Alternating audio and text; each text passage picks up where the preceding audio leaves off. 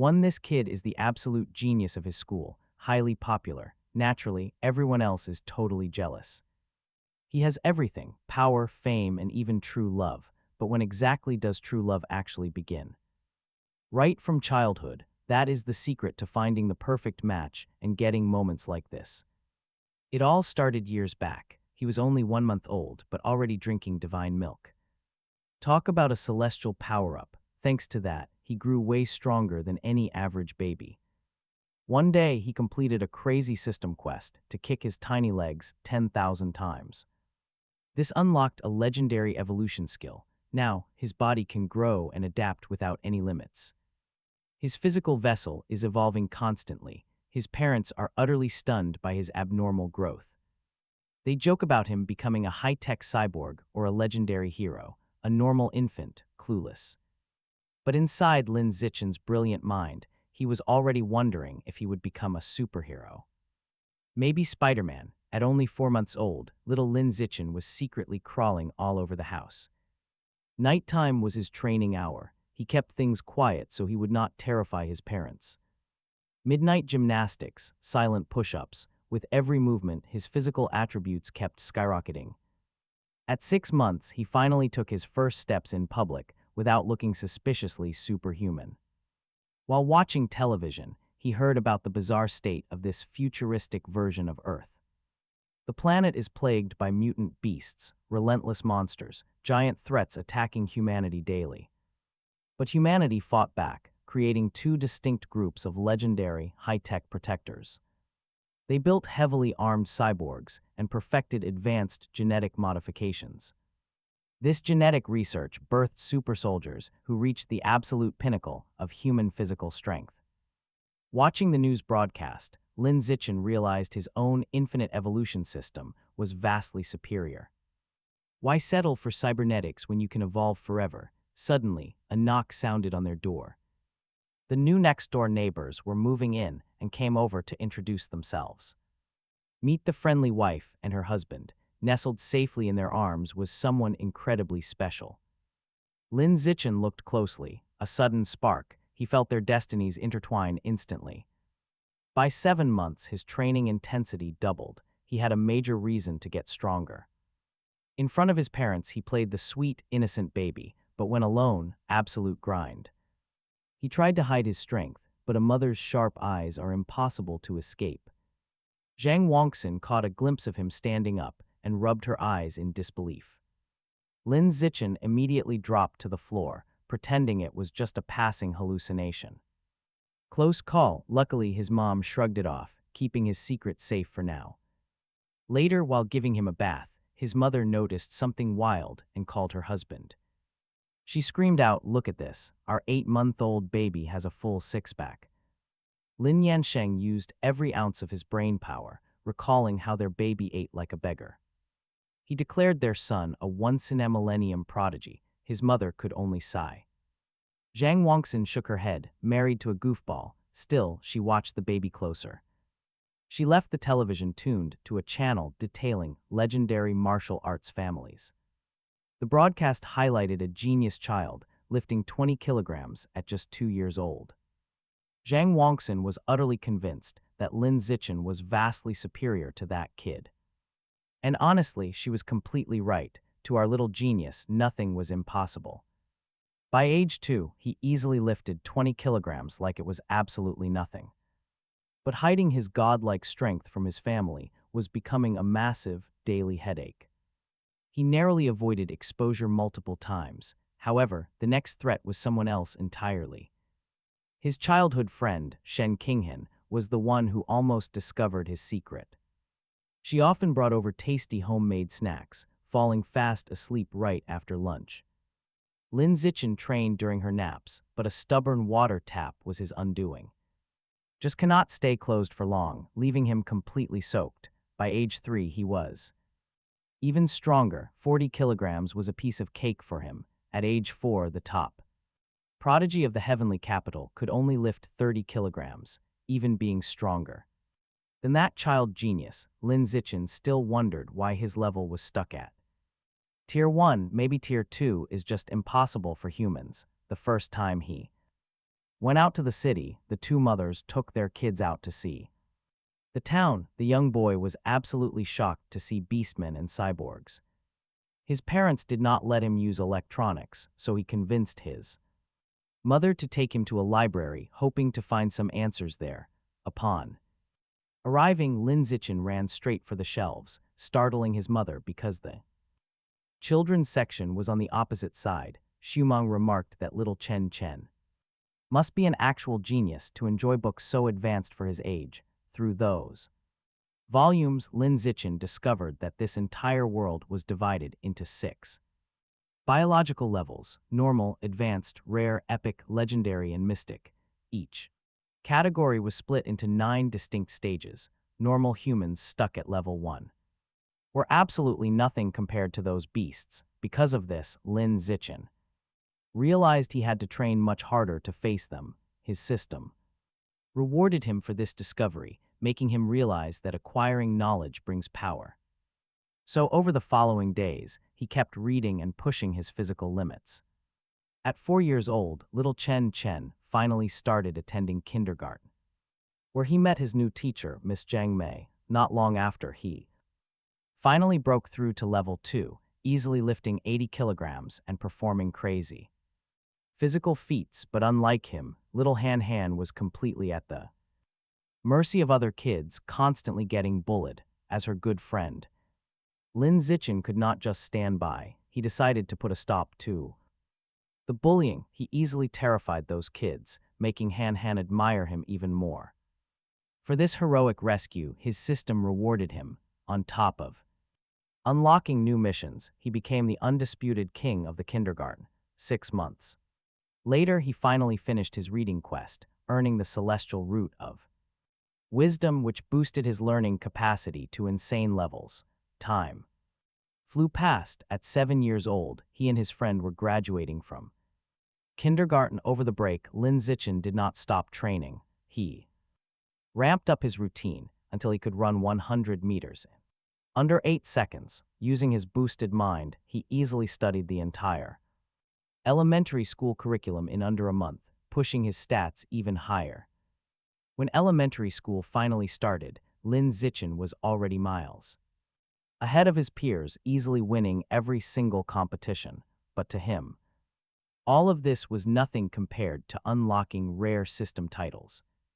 In his spare time, Lin Zichin helped his friend study, since she was not as quick as him. Even so, Shening Han was incredibly obedient and diligent, helping her grades climb up to the point where she became the second best in their class. Outside school, he practiced every sport possible to evolve his physical body. But right in the middle of this peaceful life, a new girl named Bai joined his class. Believe me, Lin Zichin noticed her immediately because he felt an incredibly powerful aura radiating from her.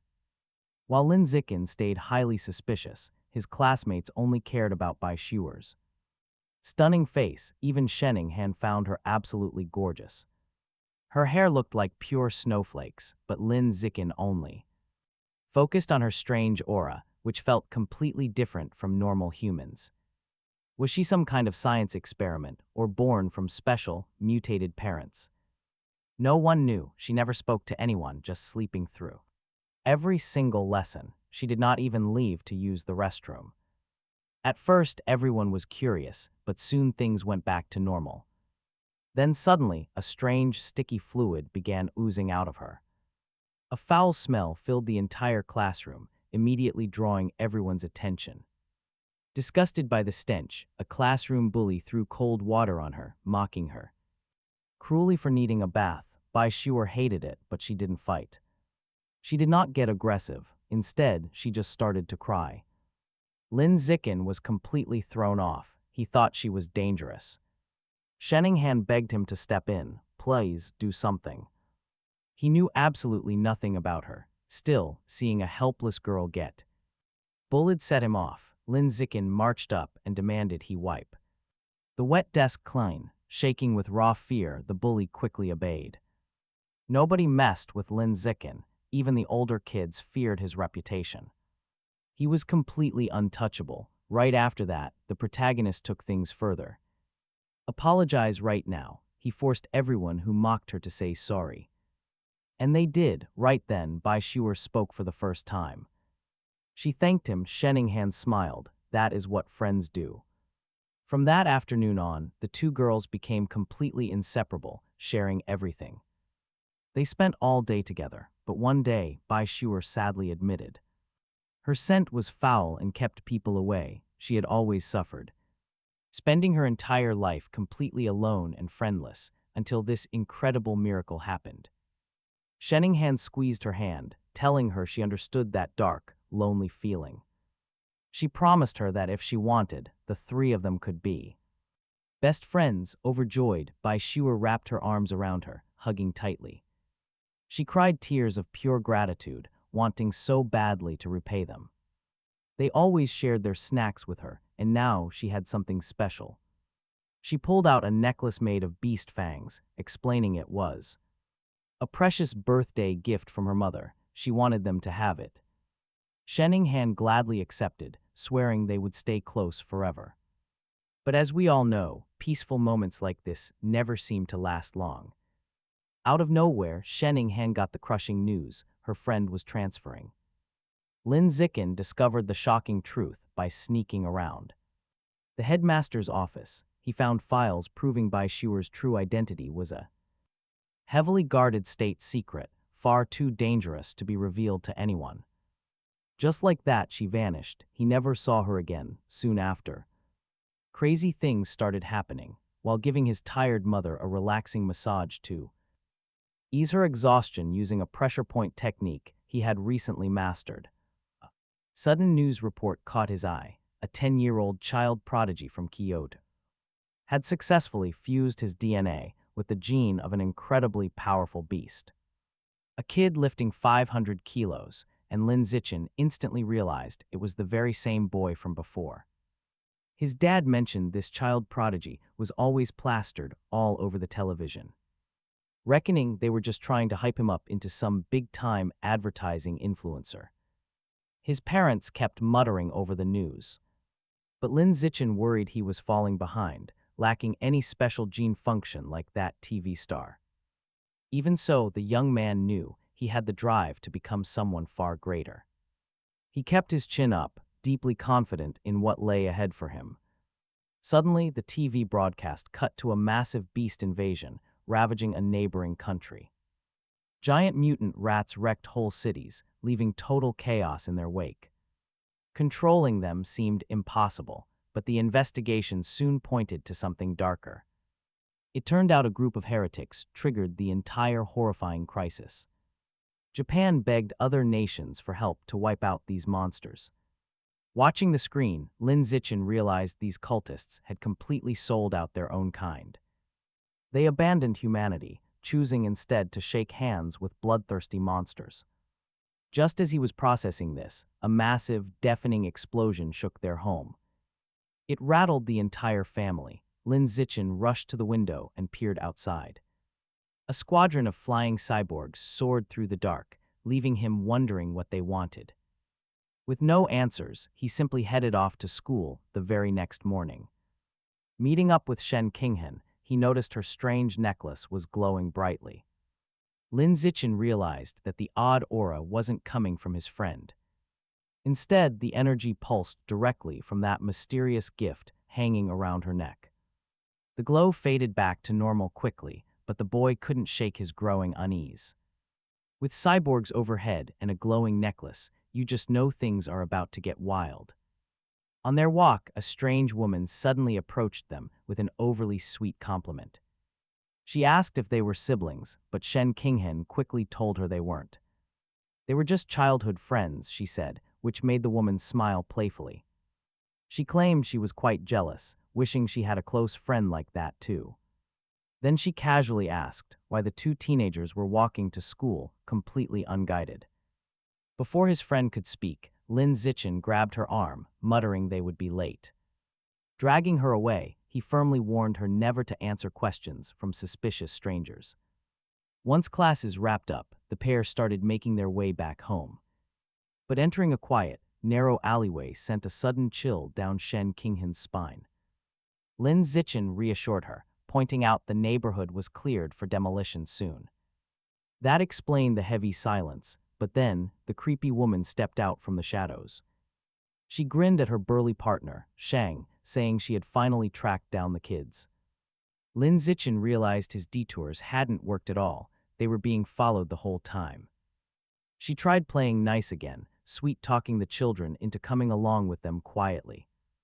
But Shang was tired of talking, preferring to settle things with brute force. He lunged to grab them, but Lin Zichen wasn't having any of it. He threw a savage punch, sending the giant thug crashing backward through the air. The woman stared in shock, wondering how a kid could launch a grown man so easily.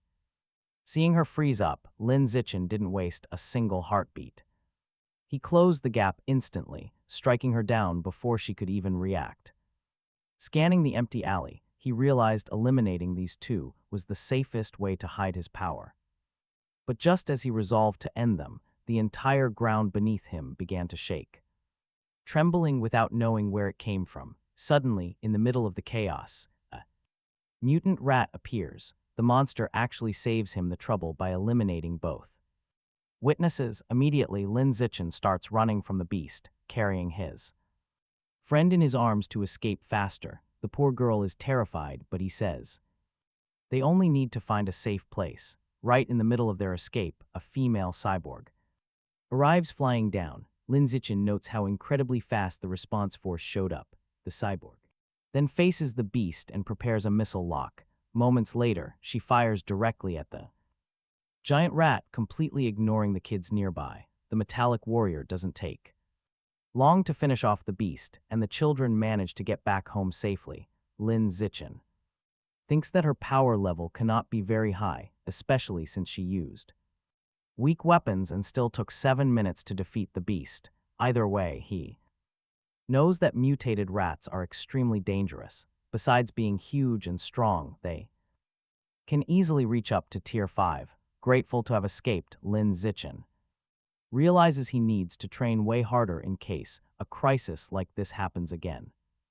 Sometime later, he and Shenking celebrate another birthday together, making wishes and swapping presents. Thanks to his celestial root of wisdom, he easily learns how to carve a wooden hair clip to give her as a special gift. Just like that, the years fly by. They both graduate from middle school and move on to high school. During the summer break, Lin Zichen trains every single day. Driven by a burning desire to level up, it does not take long to hit Tier 3, boosting his base stats to incredible heights. One night before the school term begins, he catches a news report about a famous prodigy from Kyoto. The broadcast mentions that at only 14 years old, this genius fused his genes with giant ants, letting him lift 2 tons with just one hand. This gets Lin Zichen thinking that if he is already this strong, a gene fusion could make him absolutely unstoppable. When high school starts, his perfect grades earn him an invitation to the most elite academy, which he accepts on one condition: his childhood friend must come along with him. Known as a legendary model student, the staff and principal welcome him warmly on the very first day. He picked this school specifically for its top-tier athletic courts, wanting to play badminton with his close friend Shenking. She is incredibly excited to play for the very first time, but suddenly, an older student cuts in, claiming this court is strictly reserved for the upperclassmen. Annoyed, Lin Zichen steps in, telling them they got here first and school rules must be respected, warning the guy to stay away from his friend.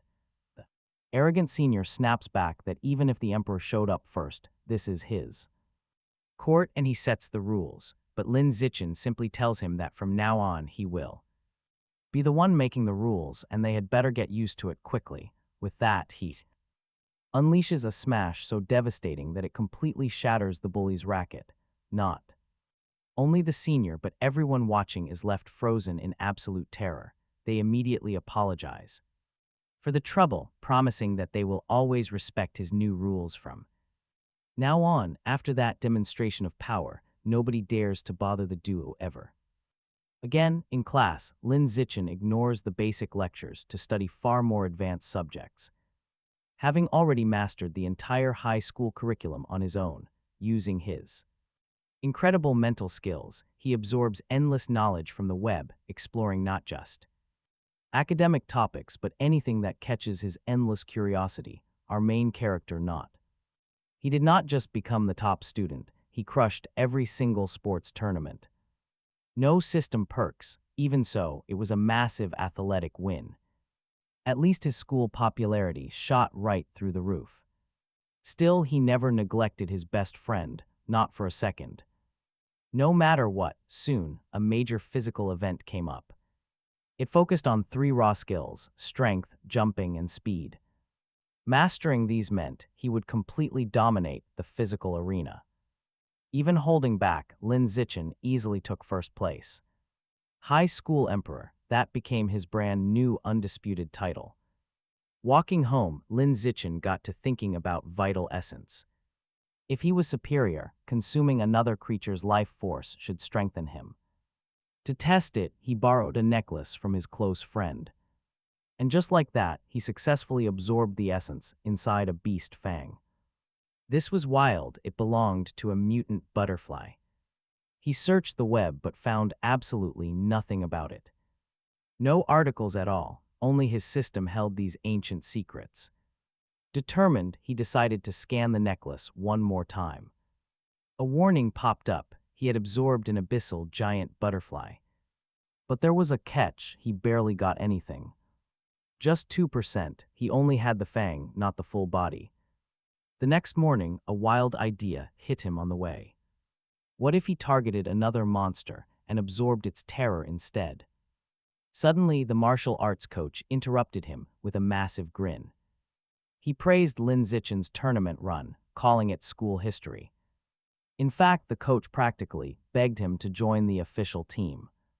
With potential like that, he would easily become a champion. The man was so pushy that Lin Zichen simply could not say no. Back home, he immediately began testing a new theory. Squashing a common mosquito yielded absolutely zero vital energy. It made sense, only magical beasts possessed that kind of power. To prove his theory, he headed out to the local market. His friend came along. He grabbed some packaged meat first. But because the plastic was sealed, he felt absolutely nothing. He needed to examine the fresh cuts directly from the butcher. She looked totally confused. He had not explained anything to her. But his raw eagerness made him ignore her and rush forward. Luckily, this market sold both normal meat and beast meat. Right away, Lin Zichen felt the distinct energy radiating off the cuts. The girl asked why touching raw meat got him so hyped. He laughed, claiming he just noticed different quality grades. Offering her a turn only made her quickly back away in total disgust. Buying a few different samples seemed like the absolute best way to run his home tests. He understood her shock. Beast meat was incredibly expensive. Picking out the cheapest cut did not help. She still groaned. She warned him to ask his mom before wasting cash. Lin Zichen quickly reassures her, saying his mother approved the purchase. In reality, his mother told him that if he bought beast meat, he should buy enough to share with Shen Qinghan's family for a giant feast. Besides, Lin Zichen worried that absorbing the beast's power might ruin the taste or spoil it, stopping his test right there.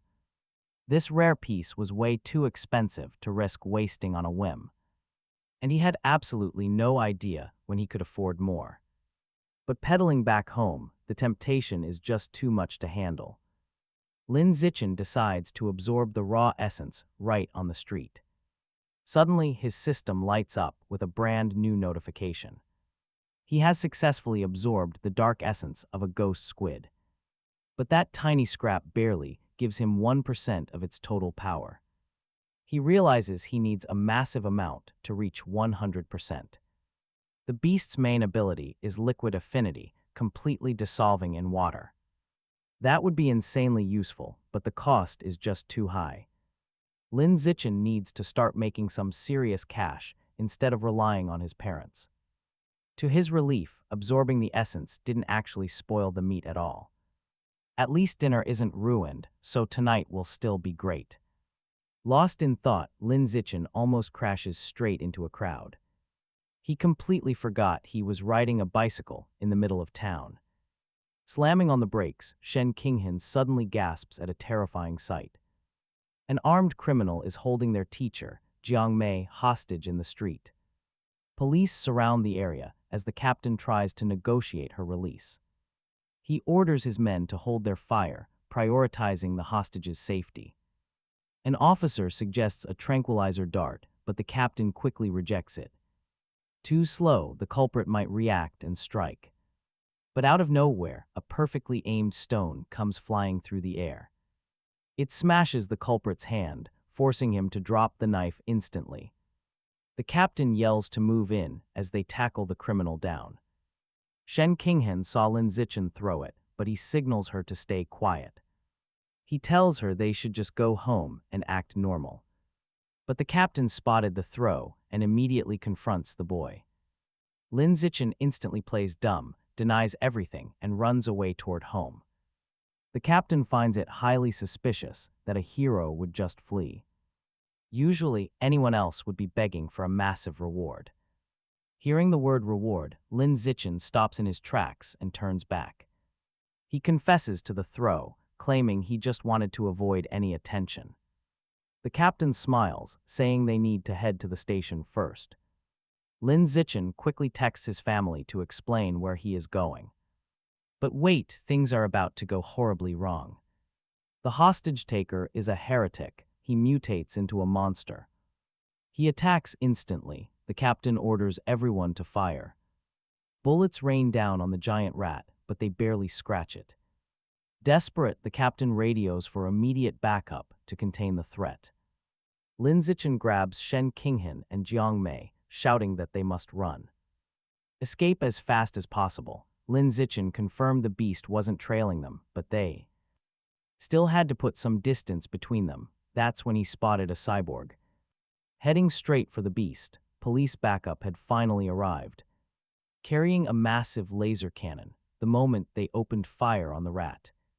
The beast stood absolutely zero chance. Lin Zichen watched.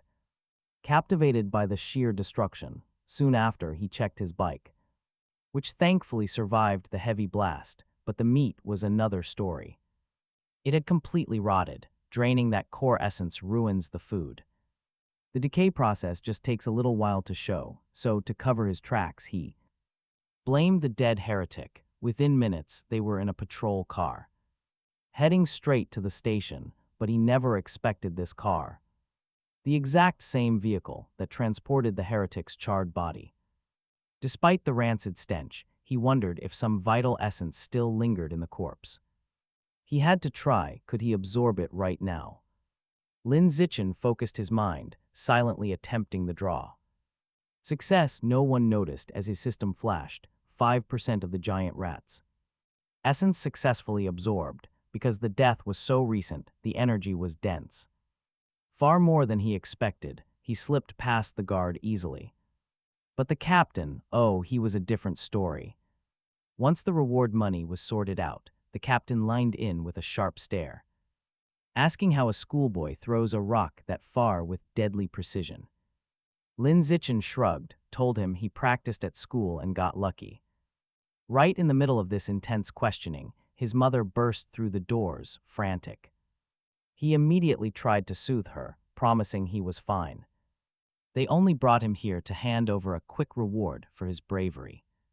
Still, his worried mother demanded a promise. Next time trouble starts, he runs away, no crazy heroics. She made it clear she couldn't handle another scare like this again. Lin Zichen gave his word, finally walking away to leave the station. On his way out, he caught some officers whispering nearby. Apparently, the rat cult was targeting universities, recruiting low-tier students. The cops knew that clearing out small-time monsters was just a temporary band-aid. They needed to chop off the head and kill the Rat King. Lin Zichen had never heard of this, so he searched online. What he uncovered was wild. Their main base was right here in town. Filled with violent criminals, the faction had been growing at an alarming rate. Even worse, the Rat King was forcing his cult to hoard massive amounts of rare evolution materials. All of it just to feed his own hunger for power. Hearing this, Lin Zichen realized the beast might actually possess human intelligence. Right then, he noticed his companion was completely silent. He remembered her habit. When she got anxious, she totally froze. Best to keep her calm and get her home before she panicked. Once inside, his mother immediately realized the expensive meat was totally gone. He lied, claiming it got dropped and lost in all the chaotic madness. She sighed, saying as long as he was safe, nothing else mattered. Since he was fine, she dismissed those minor details, which gave Lin Zichen some peace of mind. But then his father announces he is heading out to search for that missing meat. Lin Zichen warns him that even if he finds it, the meat is likely already spoiled. Meanwhile, the captain still wonders how the boy threw that heavy rock. But his train of thought is instantly shattered when a giant rat creeps into his office. He tries to shoot the beast, but this creature is far more cunning than it looks. Meanwhile, back at school, Lin Zichen realizes he is still way too weak. Compared to the mutant ratman and that cybernetic freak, he is practically nothing. He desperately needs to find some quick cash to buy high-quality meat and absorb its essence. Becoming an online influencer could pay well, but it is just too flashy. He wants fast money without drawing any unwanted attention. Besides, in this world, martial prowess commands way more respect than any academic degree. The cash prizes for combat tournaments are absolutely massive compared to regular school subjects. Who wouldn't want to chase that easy money? Immediately after class, he hits the gym. He greets Professor Guo, who immediately spots him with a hopeful look. The professor asks if he is finally ready to join the martial arts team. But before giving an answer, Lin Zichen needs to confirm one crucial detail.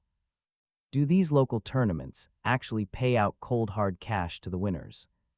He confirms that the tournament prizes are generous. Say no more, Lin Zichen officially signs up for the school team right then. Thrilled, Professor Guo gathers the entire squad to introduce their newest recruit. The other students quickly step up, introducing themselves and welcoming Lin Zichen aboard. Next, Professor Guo demonstrates some of his basic techniques. He explains that although they look simple, mastering them takes serious effort. They are much harder than they seem, but with enough time, anyone can learn. Now it is Lin Zichen's turn, and he quietly activates his cheat system. He instantly assimilates every single move the professor just showed him. Seeing this, the professor is left speechless. There is no way anyone could master those moves on their very first try. He walks over, demanding to know how Lin Zichen pulled that off so easily. He must be an absolute martial arts genius. Later, back home, dinner is ready. Lin Zichen walks into the kitchen, smelling something incredible, and asks what she made. She replies that she cooked the exact squid he wanted so much. He loves the rich aroma, and his mother urges him to dig in while it is hot. Taking his first bite, Lin Zichen happily declares she is the best cook alive.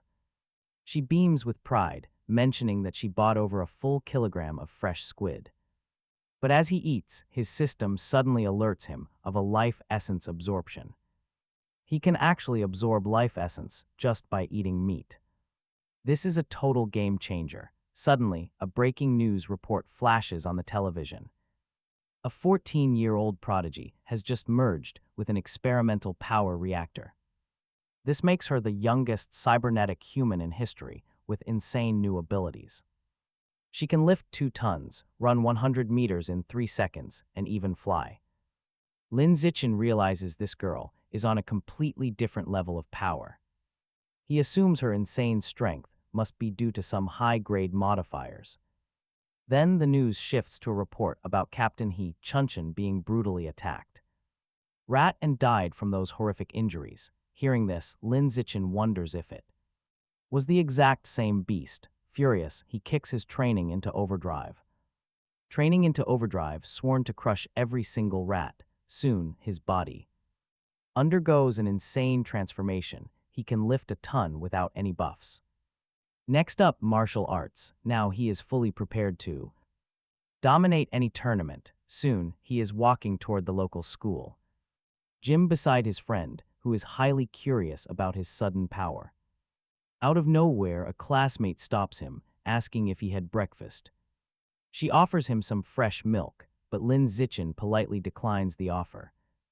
Thanking her anyway, nearby, a jealous kid watches, absolutely seething with rage. First the festival prize, now this. Lin Zichin is taking everything from him. Completely furious, he steps forward and aggressively blocks their path. He yells, rejecting her like, that is incredibly rude. Lin Zichin calmly explains he is allergic, but the hater does not care. No excuse, he snaps. You should have accepted it to be polite. Then comes the challenge, a duel right here, right now. Lose and he backs off. Win and Lin Zichin drinks every drop. Right on cue, his system rings out with a sudden notification. A new mission pops up, offering high-tier rewards for a quick victory. He accepts, naturally. Instantly, news of the showdown spreads through school. Within minutes, the entire student body packs into the gym. Almost every girl there is chanting Lin Zichin's name. All this favoritism makes the challenger completely lose his mind. This is his moment to publicly humiliate him. Second place is unacceptable. Lin Zichin sighs, checking the time. He has to get home soon. Dinner is waiting, after all. His arrogant opponent sneers, promising a quick end. Professor Guo steps up to referee, warning them to keep it clean. The overconfident kid snickers. He decides to offer a generous handicap. Since Lin Zichin only has a month of training, he gets 3 free hits. After all, he has been grinding for 2 solid years. Lin Zichin accepts, no hesitation. He slowly steps forward. And watch this, he throws a single punch and ends it. Complete shock, the professor and the students stare, utterly paralyzed. Then Sheninhan breaks the silence, cheering wildly for her friend. Every girl in the gym joins in. Suddenly, his system pings.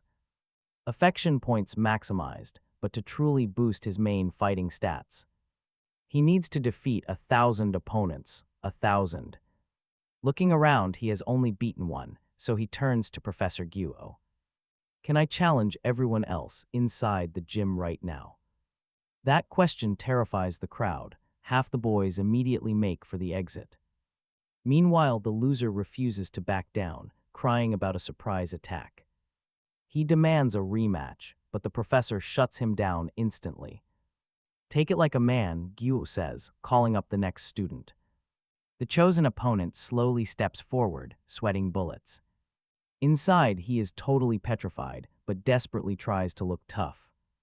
Maintaining his posture, 10 minutes later, he had already beaten every single opponent, every challenger, but absolutely none of those victories counted. There were still 999 opponents left to crush. Even so, the professor praised Lin Zichin's skills. He called him the absolute best after only 1 month.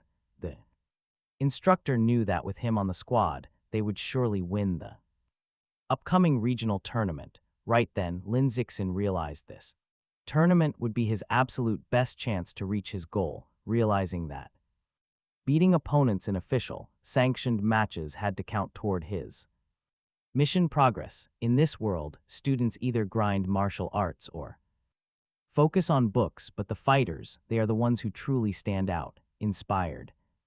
By this, Sheninhan started training with him, and Lin Zichin gladly taught her every single trick, running, push-ups. He forced her to improve her physical power and stamina. He even helped her relieve tight muscle tension with targeted massages. At the exact same time, he pushed his own limits. He wanted to be ready for the tournament to unlock his survival hidden potential. A month flew by. The big tournament day finally arrived. In the city gym, the hype is absolutely unreal. Seriously, the tension in the rest room, Guo sighs. They got completely shafted, facing the absolute strongest team in the very first round. The top school has this monster who is not just insanely powerful, but can sprint 100 meters in 9 seconds flat. No Other student wants any piece of him, but Lin Zixin steps up as the very first fighter. His professor gladly agrees, saying he is counting on him to secure the win. In the arena, Lin Zixin's opponent claims he researched him, finding out he is a promising fighter, but he still claims this is no playground for a 5'7" amateur, promising to show him the vast gap in their power. Immediately, the referee signals for the match to begin. The opponent charges forward in pure excitement, but as he swings a massive punch, but watch this, Lin Zixin effortlessly slips it. Not only that, but he immediately counters, dropping the massive giant with a single, highly devastating punch. To win his opening match, Shinking Hand celebrates wildly while his schoolmates and teacher are absolutely thrilled. On the other side, the loser is scolded by his coach for being so careless. Meanwhile, as expected, Lin Zixin realizes that knocking out tournament opponents directly boosts his quest progress. The rival coach quickly sends in his next fighter. As soon as the referee gives the sign, the enemy lunges, but Lin Zixin dodges the strike easily and fires a lightning-fast counter. Just like before, he finishes the fight in a single hit. The crowd goes completely silent at this kid's ridiculous power, and the opposing coach is starting to sweat. He quickly preps his third student, warning him not to mess up like his team. This opponent is known not for raw power but for clever tactics, making the arena even more hype to watch this clash. The very second the referee gives the start sign, the guy rushes in, throwing consecutive strikes. Blows. His coach fumes since he explicitly told him to focus on defense instead of rushing into a wild, messy attack. But this student thinks he doesn't even to defend himself. Instead, he unleashes his ultimate technique, yet he is shocked. None of his punches are landing, not even one. He stops attacking. He demands to know exactly how Lin Zixin dodged every blow. Lin Zixin shrugs, stop using the same tired moves, sparking pure rage. Tired of this predictable fight, Lin Zixin decides to end it instantly. A quick knockout. His massive crowd of supporters goes wild. Lin Zixin's next opponents are even weaker. Total walks in the park. Easy wins. 2 days of the tournament pass, and not a single challenger lasts. Soon, Lin Zixin leads his school to absolute victory in the finals, but he still needs 984 more wins for his mission. That will take some serious time. At least he secured the biggest prize, 20,000 in cash, adding his previous earnings to the pile. He now has 30,000 yen, which he proceeds to burn through instantly. How Lin Zixin spends every penny on squid meat, devouring 15 kilograms. This lets him absorb 33% of the beast's energy. Soon, he reaches Tier 4. Better yet, his strength and speed skyrocket. Graduation arrives next, but with it comes some pretty heavy news. Shanking Hand scored well overall, but her combat grade was weak. Because of that, they will not be attending the exact same university. Lin Zixin tries to comfort her. He mentions the university director is visiting him soon, meaning they can negotiate, but she sighs heavily. The director only wants him. She refuses to be a heavy burden to him. But Lin Zixin is stubborn. He only goes if she goes too. No exceptions. Soon, the director personally visits Lin Zixin at his house. She makes it clear she desperately wants him to enroll. After a long chat, she asks if Lin Zixin has any special requests on his mind. He has just one. Everything sounds perfect, but his best friend must study alongside him. They have always stuck together through thick and thin. Hearing this, the director smiles and accepts the terms without hesitation. Both of them will enroll together the moment classes begin. The news leaves both friends incredibly hyped before starting their college lives. Lin Zixin enters his very last tournament as a high school student. He sweeps the board effortlessly. With his fresh winnings, he makes a move to complete a goal. His assimilation with the ghost squid is at 80%. So he buys enough raw meat to finally hit 100% assimilation. He devours the last bite, and the system issues a loud alert. Assimilation complete. Now, he possesses all the traits of a deep-sea ghost. Squid, allowing him to swim freely underwater without ever needing to breathe. He tests it immediately. Incredible, he can breathe in the deep.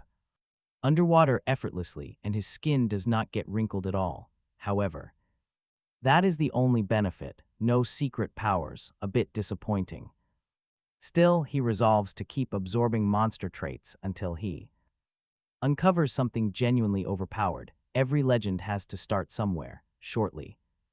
Before classes start, he plans a family trip to better understand his aquatic abilities. He easily convinces everyone to hit the beach.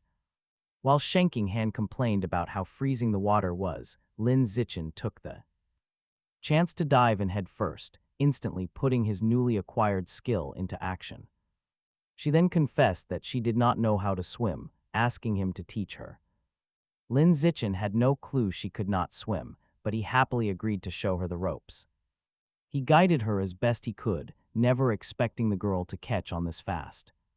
Shanking Han was absolutely thrilled that she could even open her eyes underwater. She mentioned always hearing that swimming was painful because the water would sting your eyes. But now she thought everyone was just exaggerating. Hearing this, our main character realized something was seriously off here and tried to figure out her connection to water. Thinking back, he remembered that Shanking Han always had trouble with her physical balance. He wondered if that poor balance was somehow linked to this sudden, strange affinity. Or maybe she possessed the legendary physique of an ancient goddess from a past life. Either way, he pushed the thoughts aside and kept swimming alongside his friend. Now watch, because her performance is about to completely shock him. She could hold her breath for a crazy long time under the surface. And she did it without the special squid trait he had struggled to unlock. But suddenly, Shanking Han heard an eerie voice whispering through the deep water. Frightened, she rushed back up. She looked incredibly tense. She nervously explained that she heard a voice from the depths and panicked. She could not understand the words because it sounded like an unknown ancient language. But she was positive it belonged to a woman. Back at their hotel, Lin Zichen immediately hopped online to search for answers, yet found absolutely nothing. Sleep completely out of the question. He trained all night. Instead, he pushed his body until he practically collapsed from pure exhaustion. Soon, he would be tearing through high-level beasts with his bare hands. Once he finally reached level 5, he went outside to test his new attributes. Not only was he running faster, but his vertical jump was insane. His raw strength spiked too, letting him lift heavy weights without breaking a sweat. After heading back home, his normal student life finally started back up. He and Shanking Han arrived early for classroom cleanup, where he made quite the impression. To his surprise, his new classmates already recognized him and talked about his achievements. And get this, even basic chores like cleaning can unlock rewards. But there was a catch: he had to complete 1,000 of them first. Lin Zichen was incredibly curious about what kind of loot he would get. First up, a quick run to the supermarket for supplies. Since he had fully absorbed the squid, it was time to test other beast meat. Browsing the aisles, he spotted tyrant eagle meat and knew he found his next target. This fearsome flying monster sits at a slightly higher rank than the ghost squid. With vision 30 times sharper than a human, its hunting accuracy is flawless. It never misses its mark, capturing prey with absolute, terrifying precision.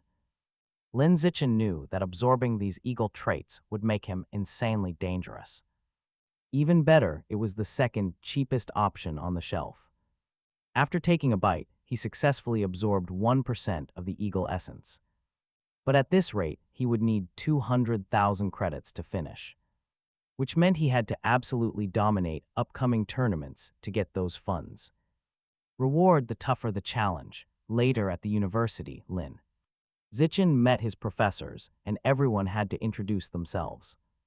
The other girls didn't seem shy at all, but Shen Qinghan became quite nervous when her turn came, giving a timid, extremely quick introduction. Lin Zichen, however, gave the absolute briefest introduction in the entire class. Right after, a classmate asked Shen Qinghan what her entrance score was. She replied she got 709, then asked her classmate the same. That girl, Lee Chuxin, admitted she scored 10 points lower, which was still a really great score, though her physical test went poorly. She got only 95 points, asking if Shen Qinghan did better. Shen Qinghan quietly realized that since the physical was out of 100, Lee Chuxin's score was great, but she had only managed to get 79, leaving her way too embarrassed to admit it. Lee Chuxin insisted on knowing, so Shen Qinghan just mumbled that her score was lower. Lee Chuxin guessed that 90 or 92 was still pretty good. Seeing his friend's obvious discomfort, Lin Zichen decided to step in, talk about perfect timing. He walked over, asking for Lee Chuxin's number, completely shocking her. A handsome guy taking the initiative to ask made it impossible to say no. Meanwhile, Shen Qinghan was thrilled her friend saved her from total embarrassment. Lin Zichen played it smart, seizing the moment to grab another classmate's boys number 2, quickly forming a group chat for the 4 of them. This quick-thinking move actually boosted his system mission while getting him closer to his new classmates. Turns out the other guy was named He Yu, who came from a line of fierce martial artists and owned a dojo. Plus, he was from a neighboring city with solid tournament experience. Lee Chuxin, on the other hand, came from a wealthy retail family of fashion moguls. Lin Zichen and Shen Qinghan also shared details about their own lives, and the group quickly hit it off. During their talk, He Yu asked who they thought was the strongest student in the class. Lee Chuxin immediately guessed it was Lin Zichen. Pointing out his top score on the entrance exam, He Yu was pretty surprised by that. But he warned that Lin Zichen wasn't the only powerhouse around. The university had spent a fortune to recruit 2 absolute beasts from Nan City. One of them was Wang Shire, the 3rd highest scorer back in Nan City, who could run 100 meters in under 8 seconds. The other was Lu Gang, who was so strong he could lift 300 kilograms with one hand. The girls were shocked by this, but to Lin Zichen it was nothing surprising. Soon the bell rang, and they received 4 core subject textbooks. Since he already knew the material, Lin Zichen didn't even bother with reading them. Instead, he found a perfect hidden place to train during his free periods. He was still worried about the cultists and the mutant rats, realizing he needed to hit Tier 6 quickly to survive those monsters. Later, a professor led them outside for a group activity, asking if anyone knew how to make fire by rubbing sticks together. Honestly, who actually does that anymore? The professor said nobody uses such outdated their daily lives, wondering if anyone actually learns this stuff. The answer came instantly when he looked over and saw classmates making fire with simple sticks. The shocked professor asked where they learned that trick. Lu Gang boasted that he took extra training classes during the school holidays, while Wang Shuji claimed he simply looked it up online during elementary school. Once the boastful Nanuan City duo finished showing off, the other classmates copied them and tried making fire too. Lin Zichen stepped up and guided his classmates. In the next class, the martial arts instructor set up another perfect stage for that very same duo to brag again, but unlike those show-offs, Lin Zichen decided it was best to keep a very low profile. A month went by, and a teacher announced an exam to check their overall progress. He also promised a sweet cash prize for the top 3 scorers, with first place getting the biggest cut. But once Lin Zichen discovered the grand prize was 888, he immediately calculated how much meat he could buy. For once, he had a real reason to go all out. The exam had 2 main parts: mechanical modifications and gene fusion. An hour later, students were already whining about the brutal difficulty. Meanwhile, the bragging duo boasted, fully confident they had aced it. He Yu ground his teeth, completely sick of their endless bragging. He seriously wanted to smack them, but chose to hold himself back. Soon, the mechanical modifications teacher arrived with the final results. Shen Qinghan cheered when she barely passed with 61 points. As for He Yu, his 88 points turned heads. He played it off as sheer luck, but deep down he was secretly proud. Next, the instructor stood up and announced that Lu Gang and Wang Shuji tied at 95, missing only a single question. The two immediately bragged that they would have scored a perfect 100. With just 10 more minutes, He Yu rolled his eyes in pure annoyance. But the teacher spoke up, noting that despite the brutal difficulty, one student actually scored a flawless 100 on the exam. Hearing that Lin Zikin had totally outdone them, Lu Gang and Wang Shuji froze in shock. The rest of the class erupted in cheers for his legendary performance, shouting that he had completely outclassed the local geniuses. Lin Zikin, however, only cared about when he would finally get his hands on the cash. The teacher handed over the prize money envelope, amused by his sheer obsession. Right after that, the gene fusion instructor walked in with his results. The smug duo scored above 80, but they were still far from satisfied, since they wanted a perfect score. Meanwhile, Shen Qinghan secured 78 points, landing comfortably in the top 5, but to everyone's absolute shock, Lin Zikin aced this one too. Unable to process the defeat, Lu Gang and Wang Shuji immediately protested, calling a double perfect score completely impossible. But the teacher quickly shut them down, revealing he designed the exam himself. That meant there was absolutely no way anyone could have leaked the answers. In the end, the two proud geniuses only succeeded in looking incredibly bitter. Once the break was over, the class faced their next challenge, survival. The instructor explained that while the cash reward remained exactly the same, his test was a bit different, broken into 3 stages: climbing, swimming, and fire building. Wang Shuji told his teammate they had to win this match to reclaim their honor. Lu Gang agreed, saying he was highly motivated and would do anything to avoid being utterly embarrassed again. The exam began with the climbing stage. Speed was everything. Naturally, our main character took first place easily, but he's still worried about his friend who wound up dead last on the course and now relied on the swimming exam to bounce back. During the fire building test, Lin Zichen lit his instantly. He had not wanted to show off before, but now it was a real competition. Finally, in the swimming stage, he dominated again, and his friend finally showed her true talent, outperforming the so-called prodigies. After these tests, the two students from the rival city fell completely silent for a moment, but that quiet did not last long. Get ready, because the next test was martial arts, giving them a perfect opportunity to stand out. The duo grew even more excited when the instructor announced that the evaluations would be done through head-to-head duels. Before those, however, there was a quick warm-up to measure 3 specific skills: the 100-meter dash, single hand weightlifting, and vertical jump height. Our protagonist easily did better than everyone else, but purposely held back so he wouldn't reveal his maximum potential, yet still easily beat his rivals. The duo, however, believed they could crush him once the actual duel started. Right after the warm-up, everyone headed toward the ring. Thanks to his high scores, Lin Zichen was called up first, but nobody dared to step forward. No one dared. Seeing this, the instructor quickly chose an opponent for him. Lin Zichen figured he should play it cool, but at the same time, he did not want to waste breath, ending the match with one swift blow. Since his system mission required defeating his classmates one by one, he decided to do it as fast as possible. With every consecutive victory, the pair of prodigies grew incredibly nervous, losing any desire to face him.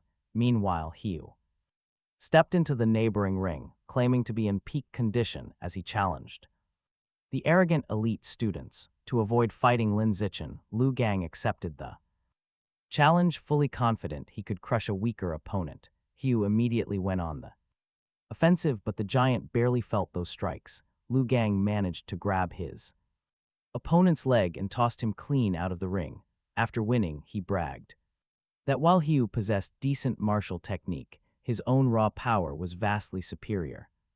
Securing an easy win, right after our protagonist stepped into the ring. Now watch, he challenged Liu Gang directly. The big guy knew he could not flee anymore, so he charged forward, attacking with absolute maximum force. However, the protagonist dodged instantly, making Liu Gang completely lose his balance and hit the ground. To wrap things up, Lin Zichen landed a heavy blow that sent his opponent flying straight out of the ring. Seeing this, the crowd of students started taunting Wang Shuji, asking if he dared to challenge Lin Zichen next, knowing he could not cowardly retreat. Wang Shuji accepted, hoping some clever strategy might give him the winning edge. Wang charged in, throwing everything he had, but our main character caught his fist easily. With a quick right hook, he sent Wang flying, crashing hard onto the ground, unconscious.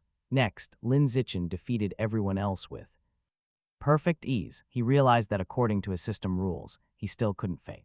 He did not want to face the same opponent twice, leaving only the girls. Contrary to his expectations, every single girl stepped up to challenge him. One even jumped to go first. But once inside, fighting was never her real plan. She just wanted a hug. Lin Zichen held back his power and simply tapped her down. That completely shattered her dreams. The other girls tried the exact same tactic next, but Lin Zichen shut them down instantly. Once the trials wrapped up, their instructor made a big announcement. In 1 month, they would take on a stronger sophomore class. Lin Zichen had been worried about running out of decent rivals to fight, so this challenge was a massive blessing. Right after class, Liu Gang confronted him. The hothead declared he would never stay in second place or accept defeat. Wang Shuji showed up next, vowing he would not stop until he surpassed him. Lin Zichen just brushed them off. His mind was entirely on something else. He wanted to use his earnings to buy heaps of premium meat to absorb. Heading home, he quickly realized that even after crushing every single test today, he still lacked the cash to buy the massive portions he required. Desperate for extra income, he chose to follow in his parents' footsteps. He quietly set up a secret pen name to write web novels online. By the very next morning, a platform editor messaged saying his work was fantastic. They wanted to sign him for a full series, yet a local broadcast stole his focus. A massive mutant rat had just raided a major warehouse on the edge of town. The beast stood 5 meters tall and literally bit an armored cyborg right in half. Before dying, the doomed cyborg triggered a desperate self-destruct sequence to kill it. The devastating blast worked perfectly, taking the monstrous rodent down along with him. Staring at the news, Lin Zichen wondered where these beasts were hiding. Before he could dwell on it further, the scheduled class clash finally arrived. Their teacher warned them that the upperclassmen possessed much better teamwork. Individually, they might be weaker, but their collective power was no joke. Hoping to farm some easy system points, Lin Zichen volunteered to go first. He absolutely needed to dominate this event to fast-track his active system quest. His opponent turned out to be a girl, claiming to be the weakest of her group. She whined loudly about why she had to fight their class's absolute powerhouse right away. Her instructor shot back, arguing it made perfect sense to send the weakest out first. He openly mocked Lin Zichen's mentor for not following standard match rules. Yielding to the pressure, his instructor asked him to step down and wait his turn. He left the arena pretty annoyed. The teacher quickly called up a different girl. But the chosen student looked completely terrified. That was when Shen Qinghan spoke up. She stood tall, declaring she was easily the least capable fighter in their rank. By the rules, she had to go first, but walking in, she was completely lost. Her friends shouted words of encouragement from the sidelines to cheer her on. Unfortunately, this only made Shen Qinghan even more anxious. Suddenly, her opponent charged. The girl was suffocated by the pressure. If winning was impossible, she had to adapt. She resolved to simply drain her opponent's energy instead. 3 long minutes slowly ticked by. The upperclassmen grew frustrated, realizing this defensive turtling was incredibly stubborn. To end it, she unleashed a massive strike, finally taking down Shen Qinghan. The poor girl felt incredibly embarrassed, but her instructor warmly praised her effort anyway. Performance, saying she was incredibly smart to try wearing down her opponent, Lin Zixin. Also praised his friend, commenting that she lasted an incredibly long time and if she just kept training, she would get even better. Meanwhile, the next student stepped up. Figured the opponent was exhausted, making her chances of winning much higher. But the moment she attempted that high kick, she left her guard wide open and took a brutal punch. Her opponent smirked, underestimating an older student was a huge mistake. She might not have crazy natural talent, but she definitely had a whole extra year of practice on the newcomers. Li Chukin was next, promising to destroy the girl who had defeated her friend, and unlike the other students, Li Chukin actually succeeded in defeating her opponent. Shen Han celebrated. Our main character commented that his other friend also deserved credit. If she had not completely exhausted that older student, Li Chukin would not have won. 2 hours later, the rival class's teacher commented that only 4 students were currently left in the opposing class, thinking he was already about to win his lunch bet. However, our protagonist's teacher confidently replied that the absolute best of his class was still to come. He then introduced Hayu, telling him to show off his skills. Hayu was more than ready to warm up his fists and fight hard today. Without holding back to win, his opponent, however, scoffed and called him just a kid. Making a fool of himself, Hayu snapped back that absolutely nobody would ruin his big moment, instantly launching a brutal kick directly at him. The blow smashed directly into his face, sending the boy flying completely out of the arena. He asked who the fool was now, then another opponent stepped up. He called Hayu arrogant, instantly launching an attack, but Hayu easily dodged it and countered with a devastating blow, sending yet another challenger crashing to the ground. After that, Hayu easily defeated several opponents in a row, but it completely drained him. By the 6th fight, his energy gave out and he finally went down, leaving his class with only 3 fighters left. Meanwhile, the rival class still had 13 students ready, but our last 3 were absolute powerhouses. The teacher called for Wang Shuji. He entered the ring and absolutely demolished 10 opponents in a row before completely collapsing. Exhaustion finally got him. Lu Gang entered next, defeating 2 more. With that, our protagonist's teacher smirked and told his rival he had only one last 1 fighter left, asking if he wanted to surrender, but the rival called out his absolute best student. Wang Jinhai entered the ring and it was clear he was literally twice the size of Lu Gang. Yet, Lu Gang stood incredibly firm, believing he could win, but when he landed a heavy punch, he realized his opponent did not feel it, as his body fat absorbed everything. Lu Gang figured he just needed to keep hitting much harder, but it was completely futile. Against him, he could not hurt his opponent and was getting tired. Wang Jinhai seized his chance, launching a massive counterattack. He easily grabbed Lu Gang by the neck and effortlessly hurled him out of the arena. Seeing this, our teacher wondered where this monster had even come from. The rival teacher explained that Wang Jinhai was a new transfer student. Nobody knew him yet, but that was definitely about to change for everyone in attendance. At that moment, our teacher finally understood why his rival acted so confident. If they lost, the teacher would have to buy lunch for the other class. He told Lin Zechin he was up next, gently reminding the boy not to stress too much about winning or losing.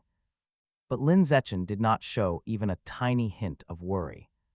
He calmly declared he would win. Stepping into the ring, his opponent mocked his skinny frame, complaining that he did not want to accidentally hurt him. This got Lin Zechin's cheering friends pretty riled up. They immediately started taunting the big guy. Annoyed, Wang Jinhai threw away his gentle attitude. Instead, he bragged that he would stand completely still for the boy's first 10 strikes. That way, nobody could accuse him of bullying a weaker kid. But oh boy, watch this. Right on cue, Lin Zechin lunged forward, and landed a beautifully clean punch. The massive giant flew backward, looking as light as a helium balloon. The crowd stood frozen. The rival class's absolute powerhouse had just crumbled. Everyone lost it.